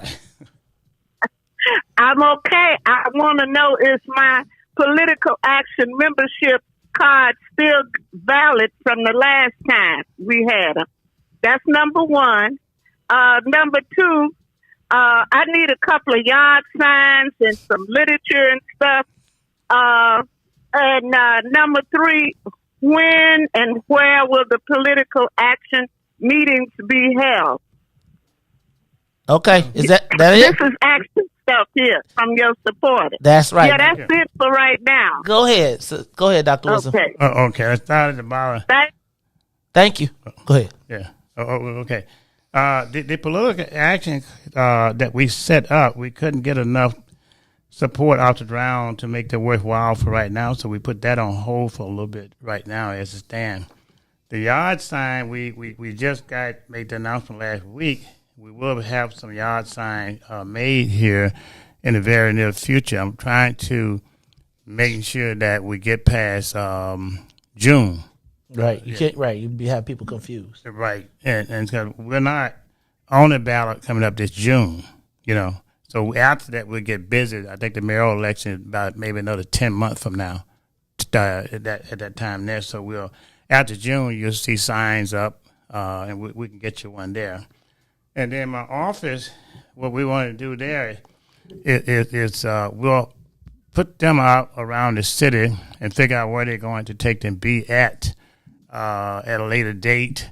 And the same token is that I won't spend what you call a lot of money on office space because I've still got my obligation to my my senior citizen, my charity, things of that nature as well, to make sure that they're taken care of too. So I try to use my decision when I make sure nothing stop me from giving away to the citizen. Okay, cool. Caller, you on the Maze Jackson Show? Let's do them quick, Dr. Wilson, if we can. Come on, caller. Hello, caller. Gregory. Hey, Gregory. Hey, Gregory. Go ahead, Greg. Yes, What's I'm up, man? here. Sorry about that. No problem. Yeah, I want to talk about Dr. Willie Wilson's philanthropy. You got a question, Jones. bro? Come on. That's somebody. Okay. Well, that was going to be my question. What is it? It's about his philanthropy. Years ago, when Dr. Willie Wilson had the McDonald's on Roosevelt, and someone personally I know he helped, and and they worked for him, and he brought them along the way. Her name was Joan, and she had a daughter named Laura. What's the question, brother? What's the question? Well, that really wasn't a question. It was just something about him, himself, about being a stand-up guy. I appreciate that. Thank you, but caller. That's all I had to say. Thank you so much. Caller, we got a question for Dr. Willie Wilson. It's the Maze Jackson Show. What you got for me? Ask the question. Yeah, this is Ray. Yeah, good morning, Willie Wilson. I text you every now and then, give you suggestions and advice or questions. But the question is this: when you give away gas and things, why can't you have the people register to vote? Because we find out a lot of people that you gave away gas and tax to weren't registered to vote. And the other thing is, would you entertain having black people not paying taxes during your term as part of reparation? Thank you. We give out money for people. That's got nothing to do with political or voting, anything like that. we don't ask people to vote for us because of what we do in terms of finance and things of that nature. Gasoline, it was just something that it was a need to do. But we would never ask anybody to vote for us because of something that we do. Okay. Caller, you on the Mace Jackson show. Wait, Dr. Wilson, would you ban black people for paying taxes during your term as part of reparations? Well, we had to get it passed first. I had to pay taxes. Everybody had to pay taxes. That'd be a hard one to do. We got to put this situation in place on a reparation and make sure it's in a different way, but everybody have to pay the tax out. Everybody have to pay. There you go. All right, it's the Mace Jackson show. Caller, you on the Mace Jackson show. You got a question for Dr. Wilson? Keep it up, because I got to do the Mace Jackson hour. What's up, caller? You on the Mace Jackson show? Good morning, Mace. Good morning, Dr. Wilson. This is Cassandra Matt. What's up, Cassandra? Dr. Wilson, thank you. Everything's all good. Dr. Wilson, I had the pleasure of discovering you back in 2018 when I advocated for black contractors, when Governor Rauner put you as chair of the Fair Practices in Contracting Task Force. I sat in that audience. It was packed. Everybody was there to look to see how they can do business with Illinois. You stood up and you told everybody in that room, if you are not here to hear about how black people are going to get contracts, then you might as well leave right now. I have been a fan ever since you said that. I was amazed. And the thing about that is that when Governor Pritzker came in at sunset, he never recharged that commission. You were getting headway. I mean, everybody who had government contracts was bringing their reports to you, and you were demanding that they do something different. And for Governor Pritzker not to start that commission up is a travesty. How would you start a commission like that for when you become mayor? Because there's the same thing is happening in Chicago. Thank you. I would start it back up, make sure that we got the equal opportunity there for contract and job. When we did that whole situation, the governor would not even bring that up to the for discussion. The present governor now. I also took an extra step and went to the Speaker of the House, which is now the Speaker of the House, and talked to him, call him at least 2 or 3 times. I cannot get a return phone call from him. So I wanted to talk with him because I wasn't getting nowhere with the governor. So the Speaker of the House, which is an African American, made several attempts and sent word. I've called him person, text him person about 4 or 5 times. He won't even return a call to do that. So yeah, and I'm gonna just tell y'all the African American Commission, the council that he's talking about actually had the power to block contracts if they were cutting black people out. Yeah. And Dr. Wilson actually during that tenure was blocking major white corporations who were figuring out ways to cut black people out. It's sometimes it's be the things that if you didn't know, you won't know. Look, caller, I know everybody wants to show him some love. Say, if you like Dr. Wilson, say you like him and then give me the question because I got to get through these. Call, it's the Mace Jackson Show. I don't have a question. My name Ruby Somerville. Hi, name Brother Mace. Hey. Hi, Dr. Reverend Wilson. Hi. I look at your show every Sunday morning. Thank and you. I enjoy it. You're doing a good job. I went in line for no gas because I'm 72 years old. And I can't sit that long, but you're doing a good job. Thank you. And what God laid on your mind and heart to do, keep up the good work. You got my vote for mayor, okay? Thank you, God ma'am. bless you and your family. I thank you. Thank y'all. Thank Have a you. blessed- Thank you. Can I point out something to my younger people also? Yeah. This is a game of addition, not subtraction. It's a game of addition and multiplication. And as you recognize that there are people that are Dr. Willie Wilson fans or supporters, the more you attack him, the more you put yourself backwards. Why you recognize it or not, I know the young people feel like they want to take over the world, but the reason that you wind up not being able to take it over is because it's really the seniors that vote, right? And so all the social media and all the stuff that you do, the seniors that vote, which is why you talking about 50,000 votes being wasted, right? I would be figuring out how do I build a relationship that I could pick up those 50,000 votes. I just think it's like we have learned political warfare against each other as compared to going outward. I would say, like we don't got no, the mayor's race is 11 months away. We got a lot of other things we got to do before we get to the mayor's race. And instead of like it being about why didn't you do this for me or whoever, my premise would be like, we don't even talk to each other. Like, y'all, we don't even convene. So it's like we have a conversation like this, and now everybody about to go to war with the black people because this black person didn't, and we don't even convene to talk. So it's like we get mad because somebody did something that we don't even have no dialogue with, y'all. It's like I've been telling y'all, we have to have a table or something so that at least we can understand who everybody is. Because it's like everybody got different goals, and then people be picking which goals you supposed to be following. That's that whole we don't have a code, right? And family, J Mall, I literally asked every question that you gave me in these texts. I didn't say them the exact same way that you wrote them because I went to Bolingbrook and, we kind of, not the CPS. I'm going to stop. I don't even go there. I hate that our mobilization usually comes around being against somebody black.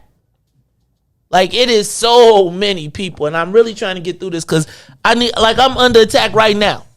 And it's like the same people, they will use these same things to turn us against each other when we all trying to get somewhere.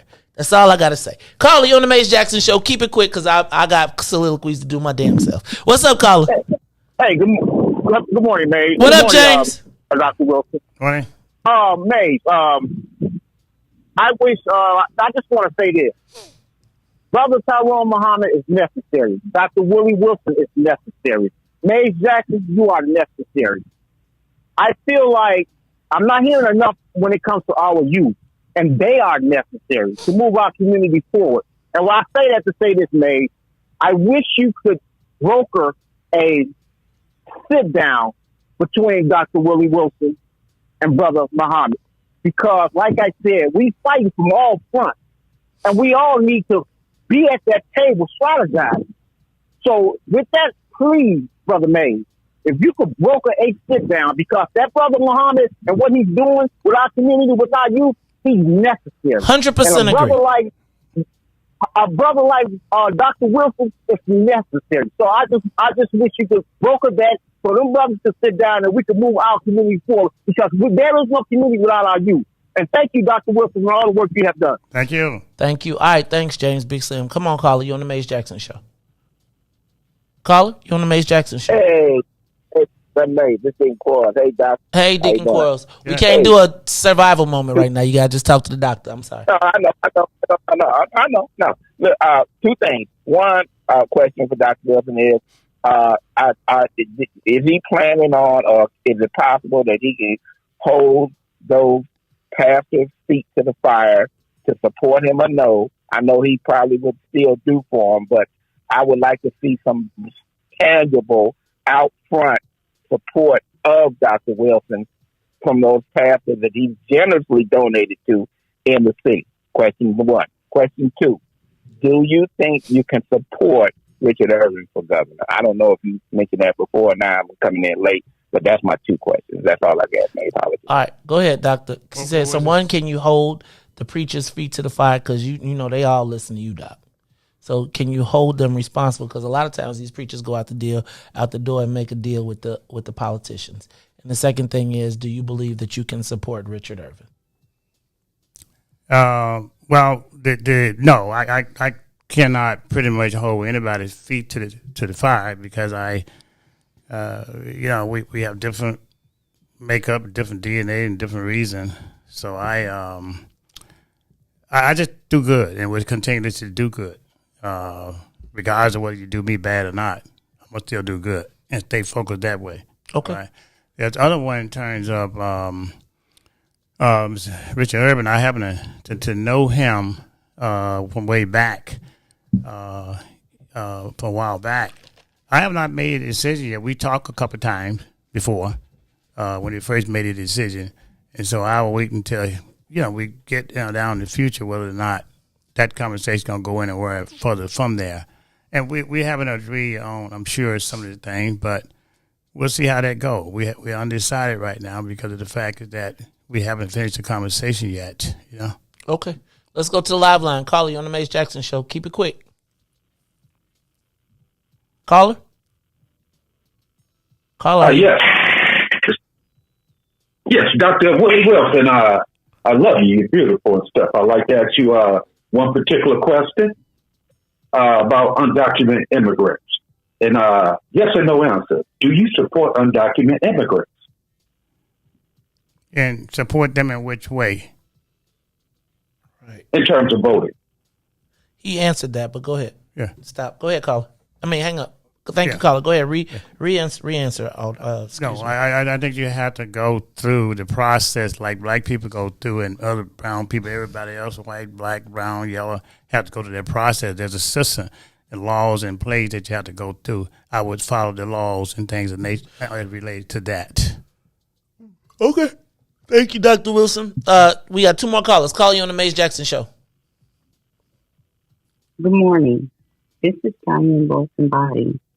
Hi, good morning, Mace. Good morning, Dr. Wilson. Good morning. I echo James. I've been holding on to say the very same thing that James said. Brother Muhammad seems to be a very passionate young man, and I understand that. I have kids. They grew up in the city of Chicago. It wasn't always good. But if Brother Muhammad would talk to you with his passion, he seems to tend to holler. But Mays, if you could, Dr. Wilson, if you would, sit down with this young man and talk to him. We know it is very, very necessary for our youth to be able to be led in a different direction that they're going. And I really believe that you hold a lot of keys, a lot of answers, working with Tyrone to be able to change the direction. So if you would very much consider if Mace would sit down with you and Tyrone, would you consider that? Would you please consider that? And I'm speaking as a grandparent. I don't live in Chicago right now, but I'm not far from it.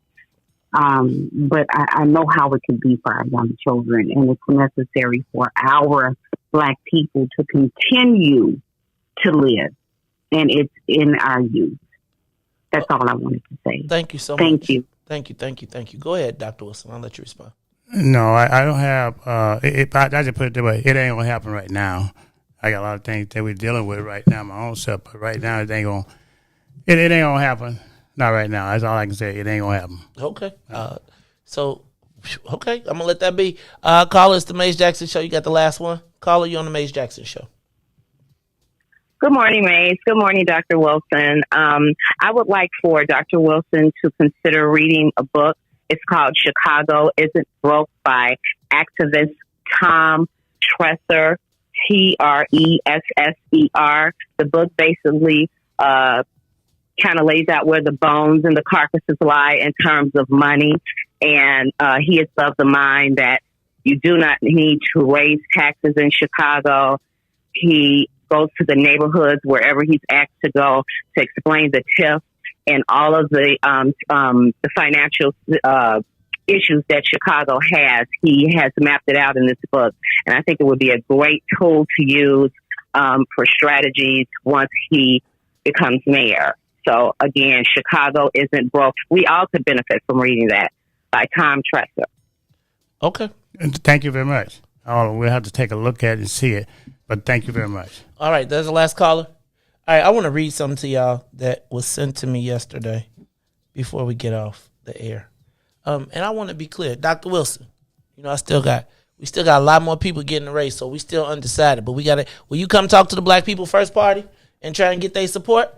Look, I'm in the Black community every week. Right. But we want you to come stop by and talk. We got a political organization. Oh, I did not know that. Yeah, we got a full-fledged, but we got I know you have been very helpful to President Steele, but we got 13,000 signatures during this last go-round because we have decided that we are not going to just accept it anymore. We go to the Democrats, and they tell us that we got to be second place in their party. We go to the Republicans, they tell us we got to be second place. So we have created our own place called the Black People First Party. We meet at the same place that I'm going to be asking you to do that performance at, because I'm going to tell you, You get that group going, they gone. They out the door. And they Green Berets, they political Green Berets. I've been training them, Dr. Wilson. Okay. And so they sending me like, Mays, you can't smile at Dr. Wilson no more. And now that he on the battlefield, we got to see where he at. Now you already halfway there with the no voting for the undocumented immigrants, but we still got some questions we got for you, Dr. Wilson. You willing to answer our questions? Listen, one thing about me, Brother Jackson, this much, I don't owe anybody anything. I heard human being. All right. Nobody have given me nothing. I worked for it. All right. I'm not beholden to anybody, black, white, Latina, nobody. I'm going to continue to do good to our people and fight for it. I'm going to continue to get 100% of my money away, whether you like me or not. All right. And so I come to the table will sacrifice myself to give, to help. Those who like to help, great. Those who don't want to help, then ain't nothing I can do. Because, first of all, Jesus couldn't help them all because they wouldn't listen to him, all right? And they ain't going to listen to me, all right? But I will come. If I'm invited to come, I will come. I just ask one thing, making sure that the people who come are professional and polite and courteous. Yep. Oh, that wasn't for the. What's in it for the black people? Yeah. Black people first. That's what we do. We're a political operation. Right. Right. We take this is about transactions. Yeah, this is about what is going to be best. One, we protect our people. Then we protect our organization. Then we protect our people. Then we get wide and we get the circles. So, Dr. Wilson, we got chapters all around the city. We already got 4 chapters. 4 chapters. We going downstate too. Now I know you ain't worried about that, but we gonna do our thing. Next time you want to start a political party, we need to talk. All right, let me just read this email to y'all because I think it's important for y'all to read it. This came out from Lori Lightfoot for Chicago, and it went to Chicago Alderman yesterday. This did not come from Alderman Burnett, by the way, because we're going to talk about that in a minute. We've been alerted to a new opponent who has announced their campaign for mayor of Chicago with the intention of pouring a staggering $5 million into their own campaign fund. This person also has a long track record of supporting far-right Republicans like Donald Trump and Bruce Rauner, who have brought serious harm to our communities. If we're going to keep Chicago out of his hands, we'll need to mount an unstoppable grassroots campaign. Will you chip in $5, $25, or $50 right now to help us defend the city we love? Just this morning, the same person refused to affirm that the 2020 election was fair. In addition to being adamantly anti-union and an ardent champion of so-called right-to-work policies, this candidate would rather gut the labor movement than work on solutions that put working people first. While Mayor Lightfoot is focused on keeping our streets and communities safe while pushing historic levels of economic investment in the South and West Sides and creating jobs and opportunities for all Chicagoans, this candidate is working to undo it all. We still have a long road. That's why we're asking you to stand in solidarity with Mayor Lightfoot chipping in today, because it's going to take all of us working together to keep this city in the hands of someone who will defend and invest in our communities. That came out yesterday from the Lightfoot campaign in response to your announcement. Well, let me put it this way. When you talk about union and things of that nature, if I dislike union, why did I give over $10 or $15 million in face masks to the police union, the fire union, the CTA union, the post office union, along with help giving also the ones she laid off in terms of not having vaccine. Those families out there gave with hundreds of thousands of dollars to them so that they can still have food on the table. Well, how that make sense? Okay. She wouldn't give people face masks, couldn't get them. I went out there and gave them away free.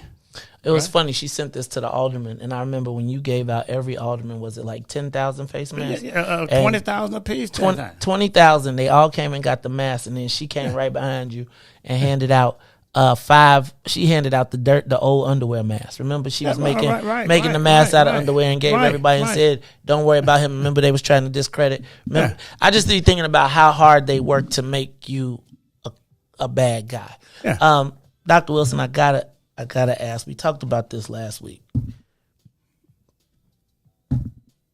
Your name is Willie. I call you Dr. Big Willie. Last week you said, let me ask a question. I see you got 6.25 million. Do you think that makes you had a big Willie? Or how much money are you willing to spend to prove that you got the bigger Willie than the mayor? Well, I don't want to know where she buy hers from, you know. Well, she not the dollar store. All right. Well, let me say this for sure. We are going to spend enough to make sure that we win this race. I don't like the idea that we haven't talked about this either. I do not like the idea, and I resent the fact that she came into our church to shut our churches down. Okay. That just get under my nerves. Let me ask you though, what she be playing the church role, and then she be running around talking about she got the biggest Dr. Wilson. Do you think she's an example for our youth? No. Mayor Lightfoot is not an example for our youth and no one else. Every decision she make, if something don't go her way, she get mad. The people in city council can't work with her. Her staff, everything is threat. One thing about it is she ain't got nothing to give me, you know. This lady want to give you some of that? And I say that too, Mel. And I said it on the air, and I said it before. This lady got a mentally ill problem. Wait, did you call the mayor mentally ill? I do indeed. She got a mentally ill problem. Who would go around and do the thing to her thing is bigger than she got the biggest thing in town? Who would do that? Who would not support equal opportunities and things of that nature? Who would even do something like that? Who would close the churches down because of the COVID-19 when you don't close the marijuana house down? Hey man, people had to get high. Hey man, we needed to high. My cousin needed to get high to get through the pandemic, man. They was trying to get high. See, let me stop. I'm gonna stop. I had some more, but because you're a man of God. Now, Dr. Wilson, this was our introductory interview, right? You was in the Lions Den. I'm gonna tell my dear friend Jamal Green that I asked all of his questions. I just asked them in a more polite manner than the way you wrote them, right? I heard you say that I was trying to broker a situation.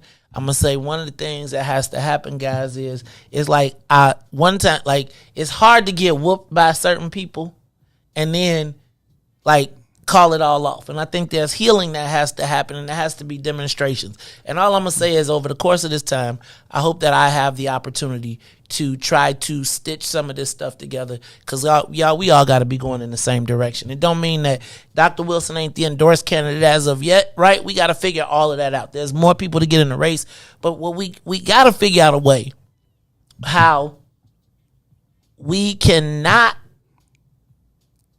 gut our own people. Like, it's so many people to gut. Let's just not gut our own people. I just want y'all to look at the paper today. While we talking about, it says on the front of, not the paper, because this is Cranes. This is where they do the business. Oh, they did me too. He's the man who would be king of weed. Right? This white dude, in the course of the time that we've had this conversation, in the course of the time that we're going to be talking about over this time, cannabis has become legal. And now he is about to do a $2 billion acquisition. We got bigger issues than Dr. Wilson, right? That we as black people need to be focused on. So I'm going to just say, this makes me say, how crazy is this? Dr. Wilson, what you got to say to people? Hey, y'all, I'm going to just tell y'all we going long. Riis, you got somewhere to be right after this? You got to be. So we're going to be going a little bit long because I got to cover this BGA story because Dr. Wilson, they niggerized me in the story today. They took me from being a respected, low-paid lobbyist to reducing me to a nigga in a sweatshirt in the paper. And it's all because I wouldn't allow some white people to tell me to do what to do with my own power. I ain't had no money. And now they trying to stop me from getting money. By the people who took the chance on me when the whole world was against me. I had to find somebody from Canada to help me stay in the game. And now they want to turn it into the niggerization, like two black, So we're going to talk about this when we come back. I was feeling a certain kind of way today. Dr. Wilson, I'm glad you stopped in because you really took my mind off a lot of stuff. I was feeling a certain way. But as soon as I get through with this, I'm going to take a quick break. We're going to come back and we're going to address it. So we're going to stay a little bit late. So we're going to give them something to listen to. But Dr. Wilson, give us a good close before you get out of here, man. Well, look. Look at that camera right there, too. Well, look, we're running for mayor of the city of Chicago. I'm not taking a paycheck. The check they give to me, I'll give it away to the community. So Chicago get me free. My family and I give away 100% of all the money that we make, and we will continue to do that as well. We respect all citizens of Chicago, whether what color you are, whatever, it doesn't matter. But we ought to make sure that we don't leave people behind as it relates to contracts and jobs and things of that nature. We got the casino coming up. We got to make sure that that's balanced off as well. But not only that, the whole city's been billions of dollars. What have we gotten out of it? We got to balance things out.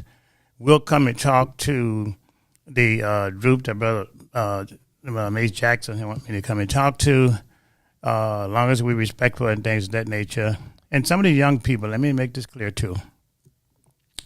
Some of the young people and not so young people, as you take and relate to people who is old enough to be your father, your grandfather, we were raised to respect our elder, all right?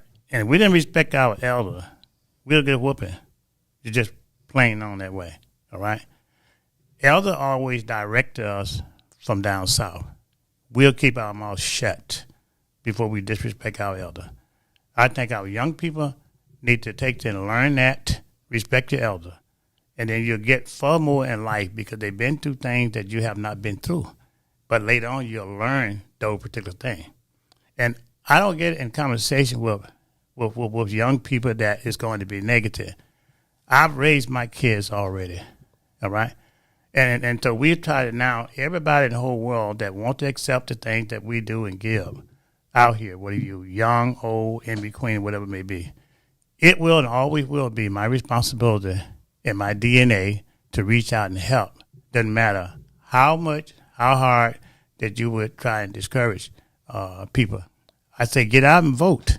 Register to vote. Whether you vote for me or not, vote for somebody because it's you guys' future. And so I can't take all your calls. Some of y'all call me all the time. A lot of people call me, but I just cannot do it. We got $5 million on the line to help the citizens of Chicago, and we're going to win this race. So we hope that you will join with us. Thank you, and I want to thank Brother Mayor Jackson. And I want to say this, too. I want you to consider voting for Commissioner Steele for the assessment office. She deserves it. She's smart. She's wise. She's an African-American female who got a lot out here to offer to its citizen. Please consider voting for her, Commissioner Steele. And my other opponent would be, please consider voting for Attorney Richard Boykin for Cook County President. Those two people I support strongly. Those two people, we will put our dollars behind, we'll put our help behind, and I'll ask our churches and our senior citizens too. And senior citizens, remember this here. I'm one of you, and I will continue to be one of you. And I will continue to be one of everybody out here that allowed me to do so. Thank you, and God bless you, and may He keep you in the palm of His hand, and may He teach us all to love one another, and may He teach us to try to follow His footstep. Amen. Amen. That is the Reverend Dr. Willie Wilson here on the Mace Jackson Show.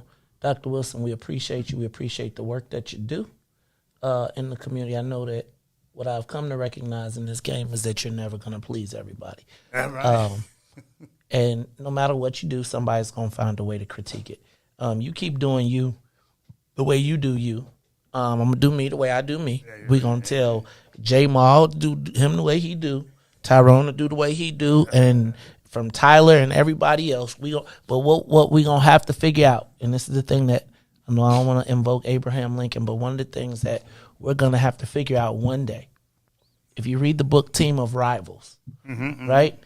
It's a long book, right? I know y'all want to read the Tom Tressa book because that's sexy, but the Team of Rivals was Abraham Lincoln, in the most divisive time in the country, assembled all of the people that did not like him to be his advisors, right? And they came up with the premise of everybody pissing out of the tent instead of in the tent. And that is what I hope at some point we can learn, right? That even if you ain't on the same agreement, that we recognize that the tent, that if we all pulling our big willies out, that we be aiming them out the tent instead of putting it in the tent that we got to walk through. Because when you pee inside the tent, then we all got to stomp through it. So that's all I got to say on that. Well, let me tell you what. There's two sides to every story. Get the mic real quick. It's two sides to every story. There's a side over here that other people don't know about it. And so can I do this? And I believe you. And that's why we got to have a way to talk. We have to have a way, because it seems like it forces everybody else to pick a side. And we all need to be on the same side. Dr. Wilson, let me tell you this. I tell people this all the time. My friends are my friends. Yep. Right? Yep. And all my friends don't get along. Yeah. Right? Yep. But guess what? In the space, I ain't going to let nobody talk crazy about you, just like I ain't going to let nobody talk crazy about them. Yeah. Right? And I do recognize, because I've been on the receiving end, family members, of the wrath of people because of something somebody else told, and then we sat down and we found out that we had a lot in common. Right? Now, if I was to be the jackass and not ever be forgiving or say like, man, it's more important that me and you, brother, are together, right? And that's one of the things that Tamiko, that's why people said Mays and Mark Carter would never talk again, right? It's like, we got to figure out a way to be better together. And even until we all have an understanding, like, you can't really hold nobody to nothing because we ain't set the rules of engagement, y'all. So let's figure that out. That's all that I would ask in this space, because I'm watching how hard we going in the thing. And the one thing I just want the young people to understand is, and Dr. Wilson got it, and why you upset about he took the 50,000 votes or whatever it is you're going to say, is because the votes don't reside with the young people as much as y'all want to believe it. The votes reside with the lady who called in. And as you are talking crazy about Dr. Wilson, you're only driving those seniors back to him. Right? Like, I understand that the social media got everybody feeling like the young people with the biggest voice are the ones that's going to get the vote. I'm just telling you, I still have yet to see the young people turn out to vote. And so when you looked up and you saw that in the city of Chicago, Dr. Wilson had won every black ward. Yeah. That was a result of understanding who the actual voter is and doing them. And y'all can be smart. I'm just telling you, I've done politics my whole entire life. Well, according to these people, only until I found out I was a criminal. Anyway, we're going to talk about that next when we come back. Dr. Wilson, thank you for stopping by. I know it's two sides to every story. We going to talk about them in private, not in public, and we're going to get us together. But I understand. I've been there. I done got whooped on. I done been a sellout. I done been everything else what I wasn't supposed to do. And eventually people learn that you really are for your people, and you take the L for it. And Dr. Wilson, I have no question that you are for your people. And man, you have a right to dreams and aspirations, just like everybody, just like you young brothers have rights to dreams and aspirations. There's no time. Should I stop dreaming? Should I stop having aspirations because I'm 50 and I got some gray hair now? Hey, man, you get out there and work. You meet us on Saturdays. You read the commercial. Riis play the commercial, because if they come to the commercial, don't we tell them how they could even be able to win the mayor, become the mayor? Right? So join the Black People First Party. It's the Mays Jackson Show. We'll be back, and then I'm going to break these. Why? When you tick off what hell hath no fury like a scorned white woman, especially when it's a black man that, well, since we talking about the mayor stuff, I'm going to let that be. But we going to back. Mays Jackson Show will be back after this break. Mays Jackson. What's up, Chicago? This is your man, Maze Jackson, host of The Maze Jackson Show. You hear me every single day ask the question, what's in it for the black people? Well, finally, y'all, we've got an answer, and it's called the Black People First Party. Meet us every second Saturday of the month from 10 a.m. to 1 p.m. at TP, located at 5401 South Wentworth